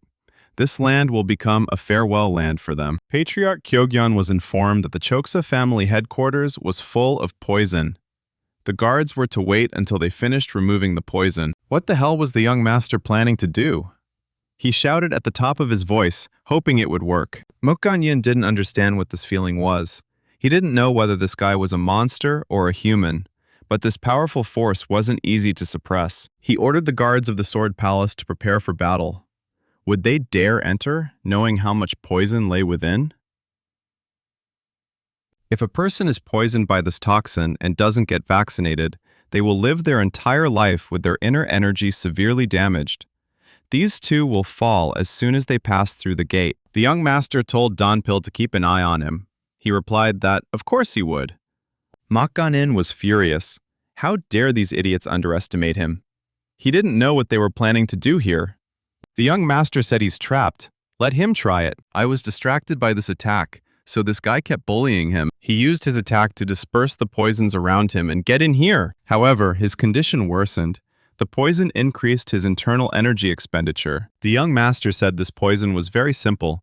He would first calm his energy, and then he activates the fourth stage. He won't stop until he destroys them. Watching this from the mountain, Patriarch Chung Rasan realized that this guy had finally broken through them. The guy scattered all the poisons himself. He was clearly half a level above the others, but he only made it to the outer circle. Toxic dust rose from all corners of the Chalk's family home and soared into the sky. Excellent. The young master's fox has also removed the poisons. This is the beginning of the end. Now the road is open. The patriarch raised his spear and shouted for everyone to enter the Choksa family headquarters. The palace guards were shocked by the number of people advancing. The entrance gate to the inner headquarters was now destroyed. They entered, and Donpil blew poisonous dust at them with the wind of his sword. The squad leader shouted to everyone to take cover and directed poisonous dust at them. Mokganin said it was a good idea. Is this a plan to poison their forces and disable them? The young master replied that yes, it was a poison that entered the body through wounds, not through breathing. So, just a small wound and you're dead? The guy said this was the decisive battle. Those below will not dare to fight, unless they are prepared to die. Chanrisan's men are attacking the inner palace. What is he afraid of? Are those screams coming from all sides, the forces of the demonic sect? The young master said that battles are full of surprises and inequalities, and that's what makes them exciting. Is he afraid now? Mokganin replied that the boy had planned everything well, but it was time to put an end to this. He didn't want any unnecessary bloodshed, did he? They will retreat because if they fight, everyone will die. The boy said he was talking nonsense and attacked him. Mokganin realized that this young lord was strong. It wasn't the strength of his inner energy, it was his natural strength. And it's not just about brute force. There are many sophisticated martial arts behind this technique that at first glance seem ordinary. He is filled with a thirst for blood and destruction and thinks of nothing else but that. The guy asked, did he want him to attack him earlier? The young master will kill him. Mokganin replied that enough was enough. They would continue to play this game. Even if the boy survived, he would be the winner. The young master saw a strange energy in his sword. Mokgan Ying activated his first form, the lightsaber. It was a crushing blow. What? Like, if you believe he's alive after that. Li Jongsan felt something strange. Although he came here from time to time, he had never felt such a temptation as today. What is this place trying to show him? Could something happen? Does this reflect my heart? Or is it some kind of emptiness? How many secrets does this place hold? Is it possible to discover them all? Is this lotus flower a sign that there is hatred somewhere in his heart? No, it's not in his heart. So who is he? Has a new demon been born? It is born very quickly, even before he turns 30. A young man who died from a demon attack tries to overcome his transformation into an extreme demon. The boy had reduced the power of the demonic wall by incorporating martial arts from other sects into it, but the speed of his growth was still astonishing. Li Jongsan asked if he meant that the young master could become a monster if such a goal was set for him. The demon replied that no matter who the third one becomes in the future, he will not be disappointed in him. This boy is no longer just a spectacle for him to watch. The young lord has become a master who can work with him, like the elders of the demonic sect on the council. However, he will still need to be kept under close watch. No one knows whether he will return alive or whether he will suddenly find himself in another part of the world. How soon will we find out if he returns alive? The shift is one of the most advanced footwork techniques. Your body moves with lightning speed, but you leave a visible shadow behind you where you just were. The third young master said it was close. But was he ready to fight? Right now? Mokgan Ying didn't understand how he managed to avoid the last attack. He didn't expect his footwork technique to be so perfect. This requires a significant expenditure of internal energy, which is a disadvantage. The young master decided to attack him from the air.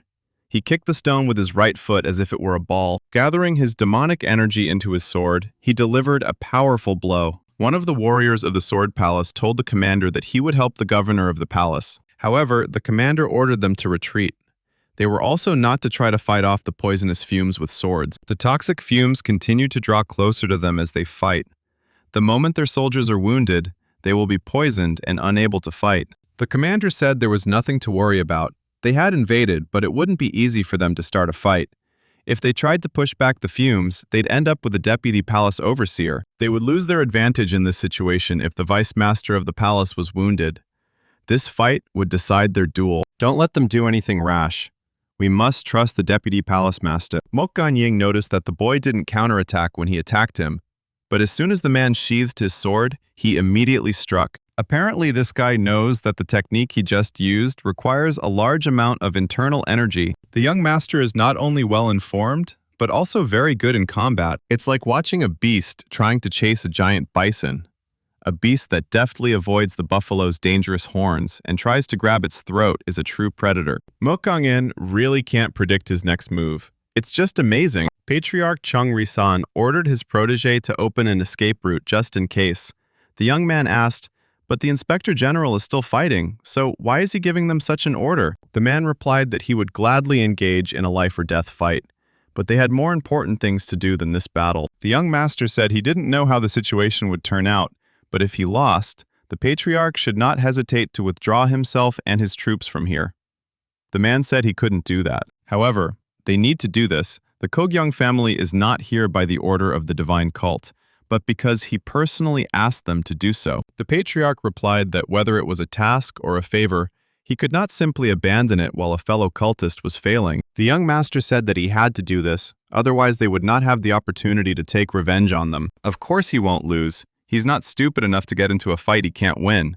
But still, let him promise to fulfill his request. Jung Risan hopes the third young lord won't make cowards of them.